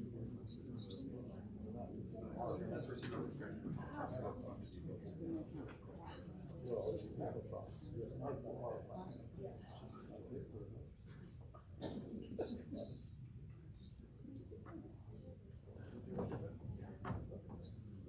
Yeah, okay. We're going to do a record vote on this because it was too close to call. So if you are in favor of the amendment striking that section, please indicate with your clicker by pressing 1A. If you are against the amendment striking that section and want to leave that language in, press 2B. And then if you want to abstain, press 3C. Should we put that? No. put the language back up? Yeah, let's leave it up. We'll leave the language up? Actually, That's another way. What do you want? I got more people telling me 5 different do the things. votes. Do the votes. Votes it. All right, did everybody vote? I'll vote yes. Jerry, Novus, Tanya. Voting will close in Marion. 5, 4, 3, 2, 1.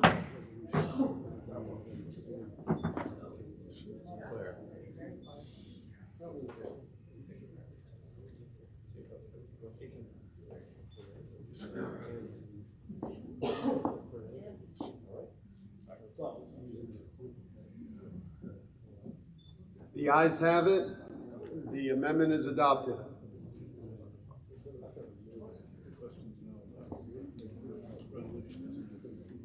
Yep. The question is now on the resolution as amended.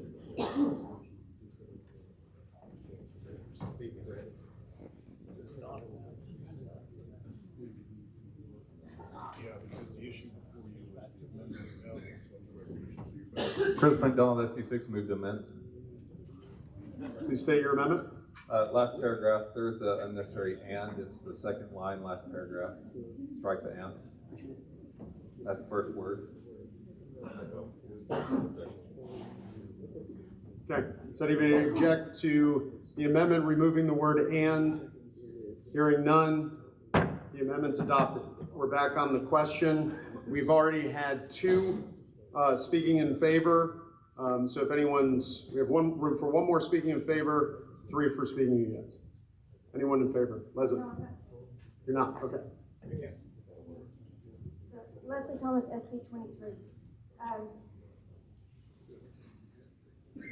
After Reconstruction, our forefathers, Texas forefathers, were very suspicious of government, central government.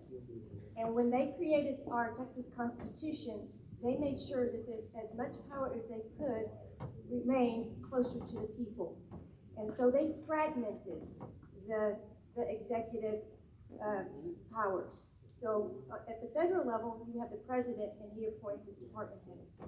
In Texas, you have the governor and all the other department heads we elect, except for the Secretary of State, who's appointed by the governor with a confirmation vote from the Senate. What I'm saying is that the Supreme Court, the Texas Criminal Appeals Court is not unreasonable in their decision. And just because, and it is true that for the past 70 years, the DA has been doing this, but the court sits passively there and they're not aggressive about enforcing it. They have to wait until that issue is brought to them. So it's taken 70 years for them to bring the issue to them, and then they decided it. And I think correctly, according to our Constitution, our focus should be on amending the Constitution. And if I may, we have had a response from this body about this. The RPT sent an amicus brief to the Texas Criminal Appeals Court. They have our answer. I think this is political. They have our legal answer, which I think is appropriate.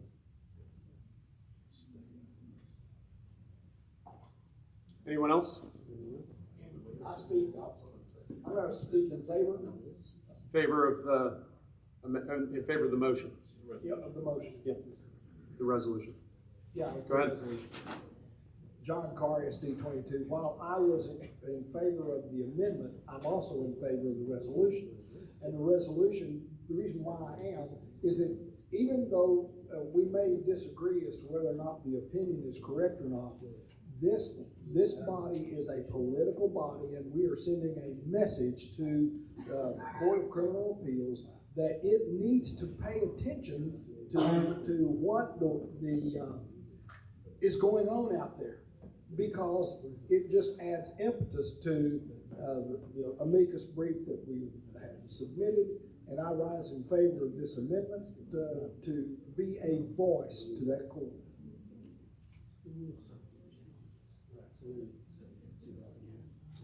We got room for, yeah, so far we've had 3 in favor, 1 against, so. This is informational, just for the information. Please identify yourself. This is Giant Chef. I represent, I'm not a SREC member. Okay.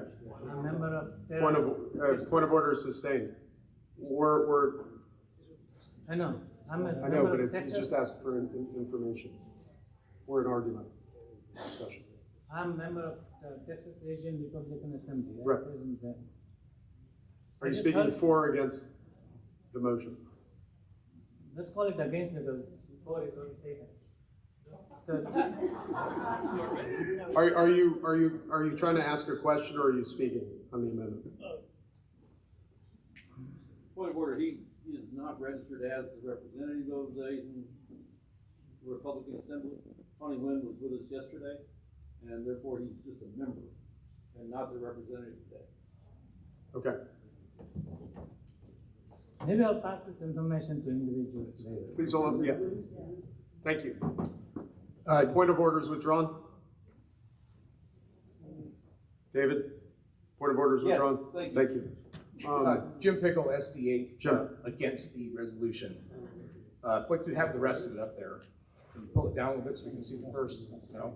Yeah. Okay, first, therefore be it resolved, right? That the Republican Party of Texas opposes the opinion. Okay. Is that appropriate? Here's the reason I ask that. When we put out resolutions, people read them. The last thing we want to do is look stupid, okay? Because Texans already appear to be stupid to a lot of the country, and if we're arguing with our highest criminal court of appeals, who's issued an 8-1 opinion, that makes us look silly, because we're not a legal body.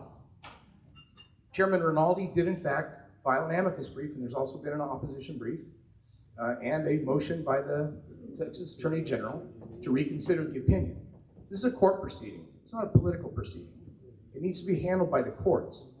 And when we say that the Court of Criminal Appeals, we essentially attack the Court of Criminal Appeals by saying they were wrong. We say that as a political body, that's meaningless, because it's not a political court. It's a court of law. Lawyers and courts decide what is legal, not political bodies.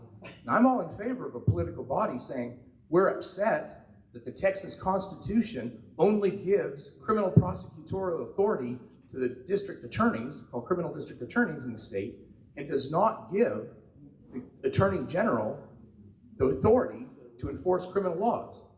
And I know the Attorney General for the last 70 years has been enforcing criminal laws. The problem is, this is the first time it's come before the CCA, and they say you don't have authority to do that. So I don't think we should pass a resolution like this, which is going to make us look silly. We don't have the authority to do this. It's not a legal body. And, I would be fine with just saying that the Republican Party of Texas endorses the amicus brief filed by, those people. Because then that is a political issue. Then we're actually saying we support the amicus. But it should be decided by the court. And I don't think this body is going to sway, just my opinion. I don't think this body, no matter what it says, is going to sway the Court of Criminal Appeals. I just don't think it is. They're going to make their decision on the Constitution, their understanding of the Constitution, and whatever we do here is not going to make a hill of beans difference. It just isn't.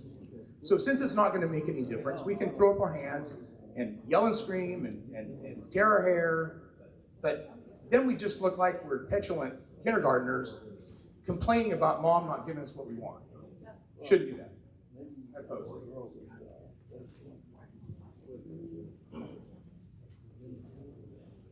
Mr. Chairman, Susan Wright, SD10, I'm reporting information. Yes. Could you help me understand what passing this, what action that would have versus our amicus brief? Recognizing they're two separate documents, but what would the impact or force of passing this be that our amicus brief does or does not do? Thank you. The action of passing it would be a resolution. It would be to state that this body agrees with those statements made. One of which is that you support the amicus brief, you support the amicus brief filed by 14 of the 18 Republican state senators, Lieutenant Governor Patrick, in the statements therein. If the committee would find it helpful, I can get our general counsel to just quickly outline the legal arguments made in our amicus brief, because there seems to be some misunderstanding, and I think some of the statements. Is there any objection to me bringing the general counsel up, not to argue, just to provide an outline of the legal arguments made in the amicus brief, which mirrors that of the 14 of 18 senators as well? Hearing none, I call General Counsel Rachel, come on. Hi. Whoa. Live mic. So I was a prosecutor for 12 years in Harris County. So every Wednesday, the opinions of the Court of Criminal Appeals come out, and I actually read them. And I read this opinion, and I almost passed out. The Democrats, when they sued us 10 years ago, they sued the Republican Party of Texas, were represented by a man named Chad Dunn, who is a Democrat operative lawyer. When you see Chad Dunn's name, you better pay attention.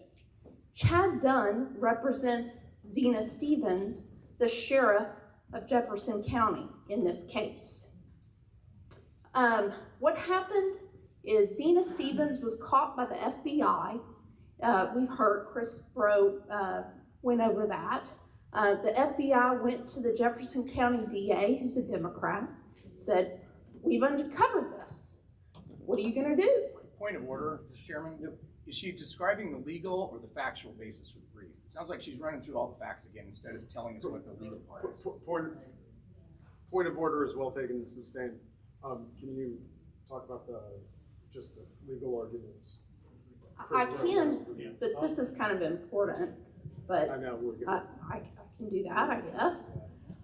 Sure. So the procedural part is kind of important because the facts are that in the trial court, the judge was asked to throw out the tampering case. So there were multiple cases filed by the Attorney General's office, Jonathan White, the Attorney General prosecuting the case. And the argument by Chad Dunn was this: hey, the Attorney General can only prosecute election law violations limited in the election code. But there was a tampering case as well. That's found in the penal code. And so the trial court, Randy McDonald, a lawyer who I know, is the trial court judge, and he agreed with that. He agreed with Zena Stevens on that issue. Then it went to the First Court of Appeals, where Sherry Raddick, the longtime Chief Justice of the First Court of Appeals, and Peter Kelly, a man who's board certified in criminal law, civil appellate law, agreed with each other and said the trial court was completely wrong and that the AG's office had unlimited authority to prosecute election law violations. Then the Court of Criminal Appeals went way out there and said the AG's office didn't have authority at all on election law cases. So that way beyond what the First Court of Appeals said. And so our brief kind of lays out those arguments, and we adopt what the Chief Justice of the First Court of Appeals laid out in her opinion. And so that's what our brief says. If you have any specific questions, I'm happy to answer them. Thank you. Thanks. Chairman, I call the question. Okay. The question is on the adoption of the resolution. Point of order, don't we need to vote on calling the question first? Well, there are already more people to speak. Okay, that's, okay. I wasn't granting the, yeah. Okay, I'm sorry. The vote now is on the whether to adopt the resolution. There's going to be a record vote. Please indicate by pushing 1A to vote in favor of the resolution, 2B to vote against, 3C to abstain.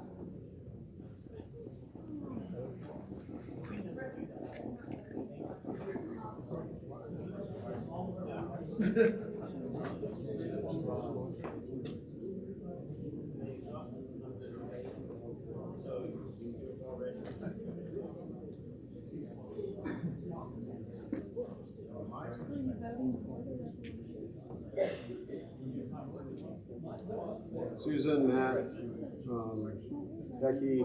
Yes.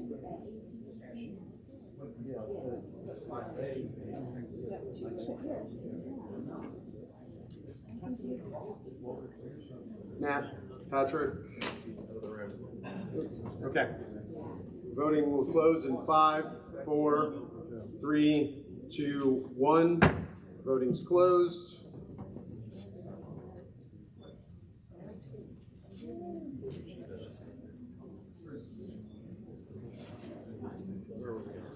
Yeah.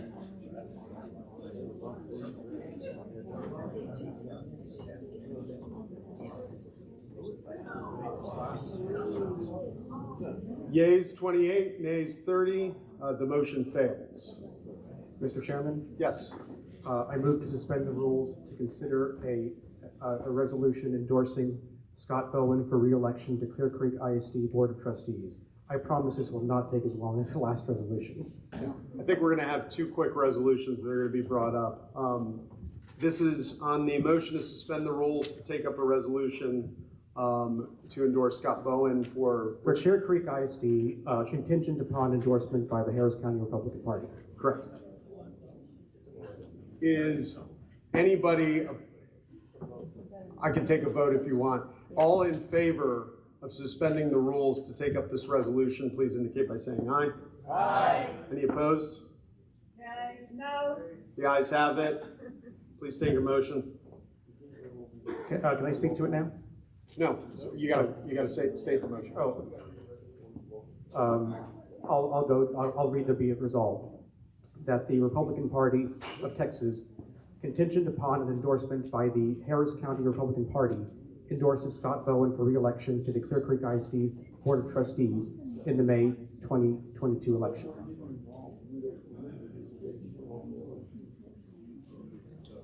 You need to move for adoption. I move for adoption. Thank you. And there's been a second. Anyone want to speak in favor or against? I'll speak in favor. Okay. Well, first of all, I want to address the wording of this. It's contingent upon the county party endorsement. This body will not meet again before the May election. And of course, the county party will not have their endorsement meeting for a couple weeks.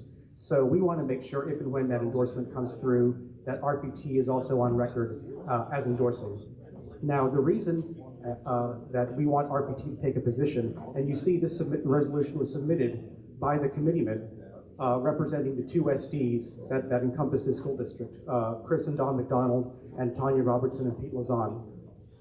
The reason we want RPT to take a position on this very strategic race, Scott Bowen was one of the early success stories of the Harris County Republican Party getting involved in school board races.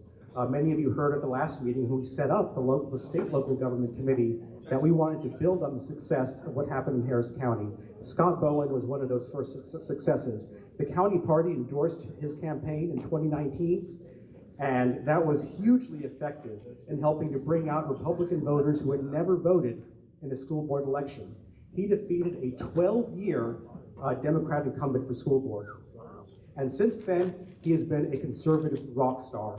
Because of Scott, Clear Creek ISD was the very first school district in the entire state to adopt a ban on critical race theory, even before the legislature acted. He has opposed mask mandates and COVID hysteria, And all the things that we say we want in school board members, Scott has been doing.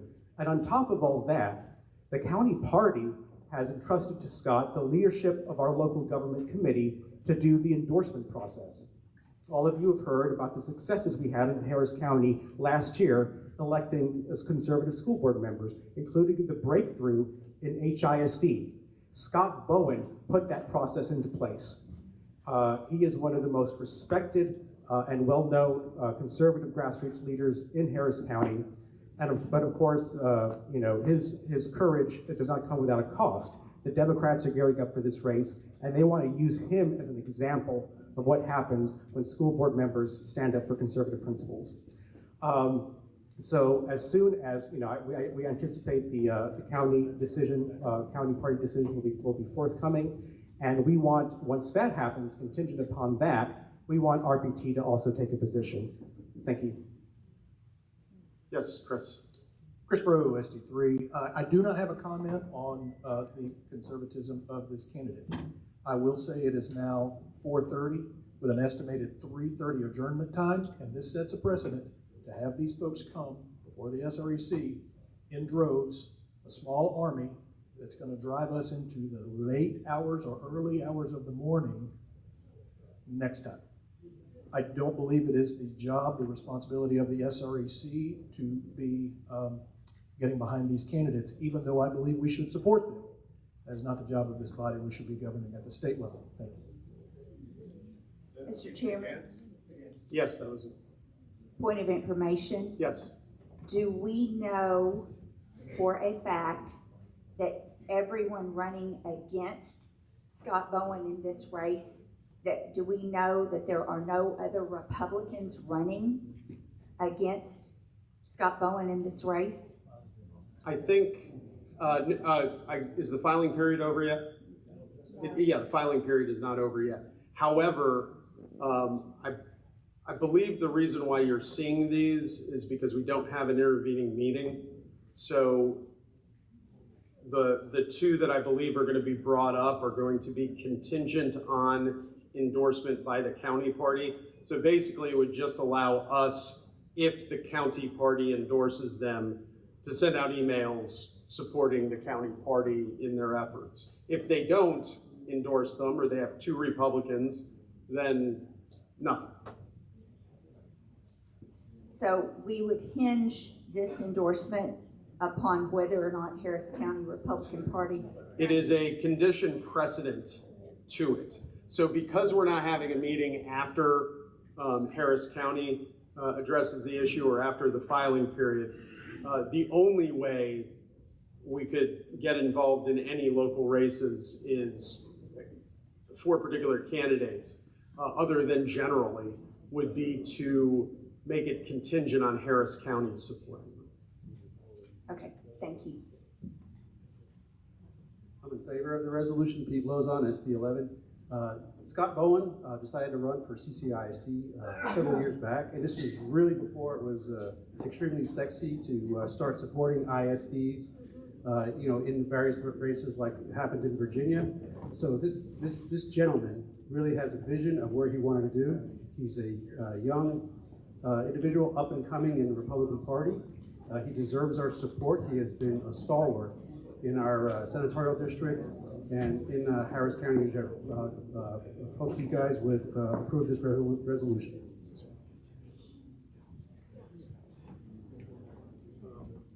Okay, any other discussion? Hearing none, we are going to vote on the resolution. Please, if you're in favor, please press 1A.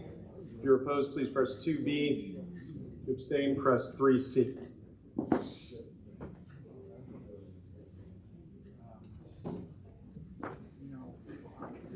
And I promise you, we only have one more.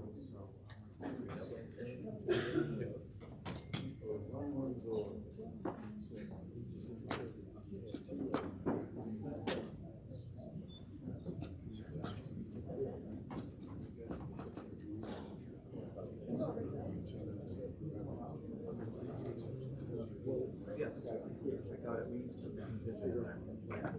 What's the relevant?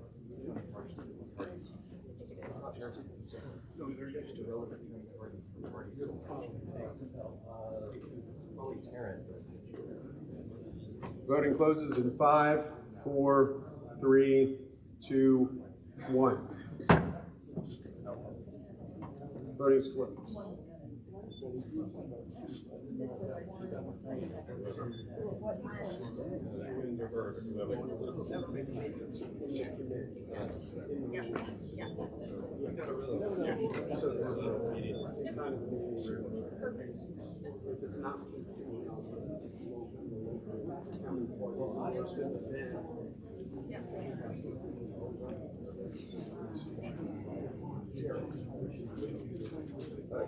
Did you send me a second? Did you change anything else? Right. Oh, that's on my screen. Okay, you got it? You done? It's gonna take me a while to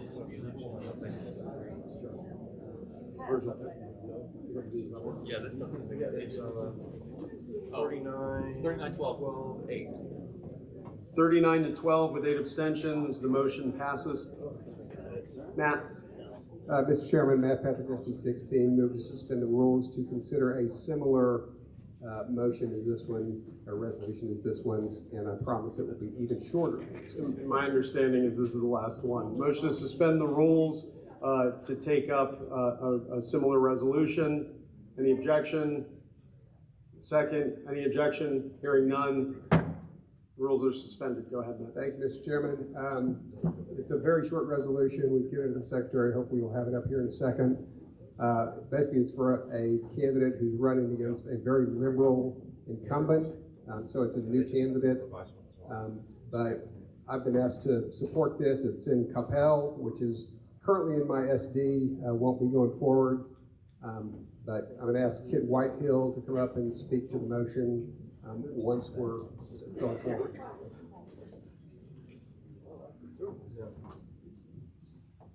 And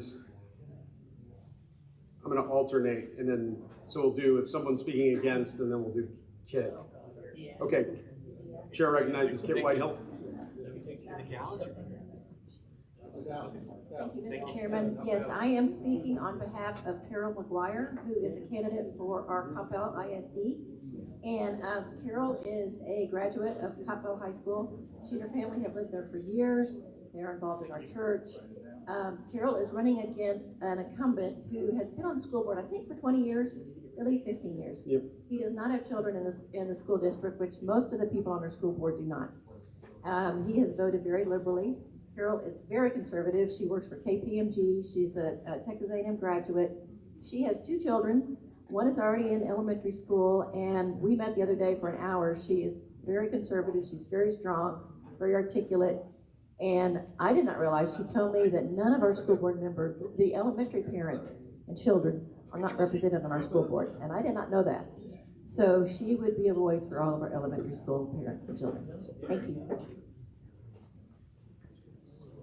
Mr. Chairman, just for the record, that was Kit Whitehill. Kit Whitehill, President, TFRW from Capel, Texas. I want to make sure everybody knows. Yes. And Kit and I are actually in the same school district, which passed a critical race theory resolution requiring the teaching of anti-racism to all employees and students last year in a unanimous vote by the school board. So a similar situation to South Lake. Mr. Chairman, Susan Wright, SD10. Susan. Don't shoot me. Point of information, and then I have which way I'm going to go. Why did these not go through Resolutions Committee? They did not go through Resolutions Committee. I don't know. You're gonna have to ask Jerry. Actually, I believe the reason why they did not go through. They are meeting after resolution. Completely speculative. But yeah, they had their meeting after resolutions. Also, we're within the filing period now. So the problem was we have this huge gap between our meeting and the next meeting, during which the start and end of the filing period is basically occurring. And it was kind of a mad rush for the meeting. Okay, thank you. I'm going to speak against this, which is extraordinarily disappointing for me. because I support very strongly our efforts to get behind and push as hard as we can our local conservative candidates. I've been doing that for years locally without a party help, of course, because we weren't really in a position to do that. But it is disrespectful to this body, in my opinion, to throw this stuff at us at the last minute when we haven't read it. I can't read it from back here. Maybe others have a lot better eyes than I do. And we are hinging our support of this action on the support of the Harris County. Dallas County in this instance. Well, Dallas County and then Harris County. I understand the timing is challenging, but I think it puts us in very awkward positions here to make decisions that we're going to have to go back and answer for because they're recorded votes.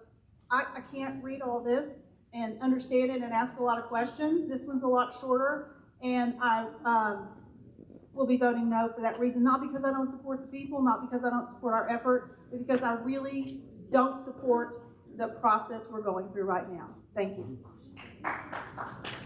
And by the way, the reason why we're going through this process is because the rules were not set up to accomplish what the local government committee is set out to accomplish. There's absolutely no way to accomplish these goals, so it would effectively be seating an election. Now, we had to figure out a way to do it. In the future, we want to change the rules so that as long as it's contingent on a county party endorsement, the local government committee, kind of like the officials committee in the interim, can look over these, vet, and do this. So we're trying to do it with a minimal amount of people now, and that's what they're thinking. Yeah, sorry, Matt Patrick. With apologies to the member, yeah, I agree. It's a little bit rushed at the end, and it's kind of just the nature of things at this particular meeting. So I'm sorry, it's kind of worked out that way. We do. Mr. Chairman, also, if I could amend my own resolution at the end, we've got in Denton County. I'm not exactly sure how I snuck that in, but that's a mistake. If we can strike that. It's I'm told Coppell does not go up in Denton County. It's just Dallas County. Otherwise, do you have any Denton County taxing? I don't think it does. Yeah. Right. So it's just Dallas County that's going to be making this decision locally, and if Dallas County, the executive committee locally supports this, then we'll add the RPT endorsement. We need to take out Denton County at the end. Yes, thank you. You're correct. Is there any objection to taking out Denton County? Hearing none, the amendment passes. Okay, is there any other discussion? Hearing none, we'll take a vote. Mr. Chairman? Yes. I was in contact with the part of the author, and they had the discussion that they're trying to take out a liberal existing person, so this is not a re-election. For what? It's a re-election for the opponent. But therefore it says Carol it's re-election. Thank you. Is there any objection to taking out re-election? Hearing none, the amendment passes. By the way, we can do form, the secretary is enabled to do form amendments. One point. Yes. According to Wikipedia, Capel is both in Dallas County and, quote, a small area in the far northern portion of the city extends into neighboring Denton County. Cities and ISD. Cities and ISD. Okay. Yeah, cities and ISDs. Yeah, ISDs not. Okay, we're gonna vote on the resolution. All in favor of the resolution, please indicate by pressing 1A. Any opposed, 2B, and abstain, 3C.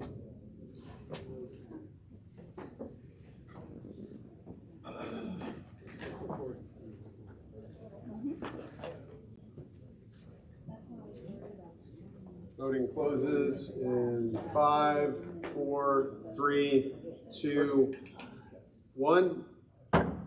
Voting's closed.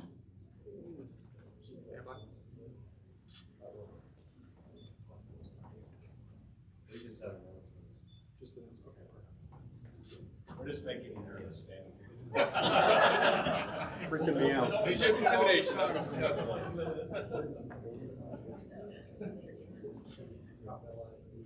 The 40-14 with 6 abstentions, the motion passes.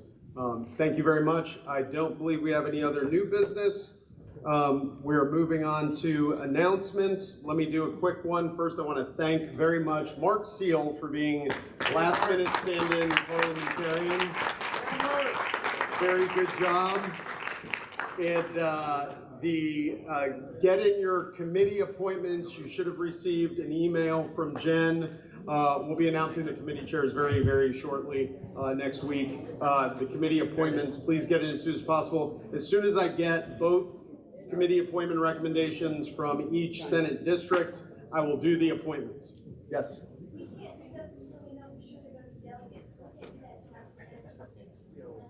Yeah, but, you know.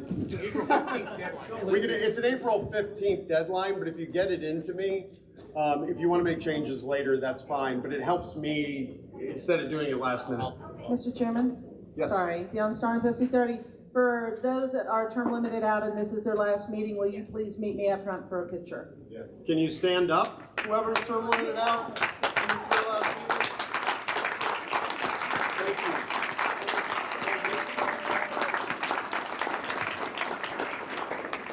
Thank you so much for all your service, really. We do appreciate it. Any other announcements? Mr. Chairman. Yes. Bill Fairbrother, Senate District 5. I wish I'd opened this envelope a few hours earlier. I'd like to, thank the Robertson County Republican Party and Robertson County Republican women for giving me checks totaling $500 to the Candidate Resource Committee, and challenge other county parties and Republican women clubs to donate as well. Thank you, Mr. Chairman. Thank you. There being no further business to come before the body.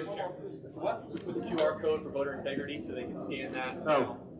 Just highlight it. There's a QR code for voter integrity. You can scan it right now.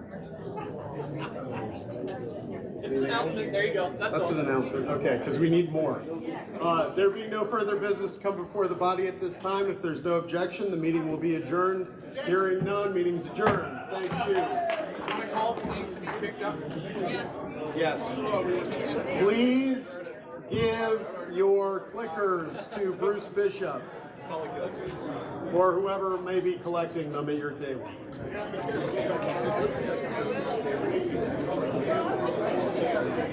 Hey, Brandon.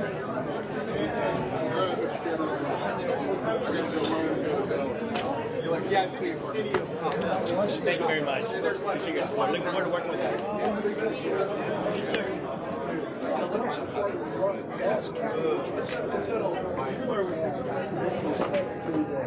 do we turn the clickers into? Bruce Bishop. Oh, Mr. Bishop, okay. Sure thing. Good to meet you. I'll be up there. He's here somewhere. It's gotta Oh, be here okay. somewhere. Here, I'll turn it in for you. Thank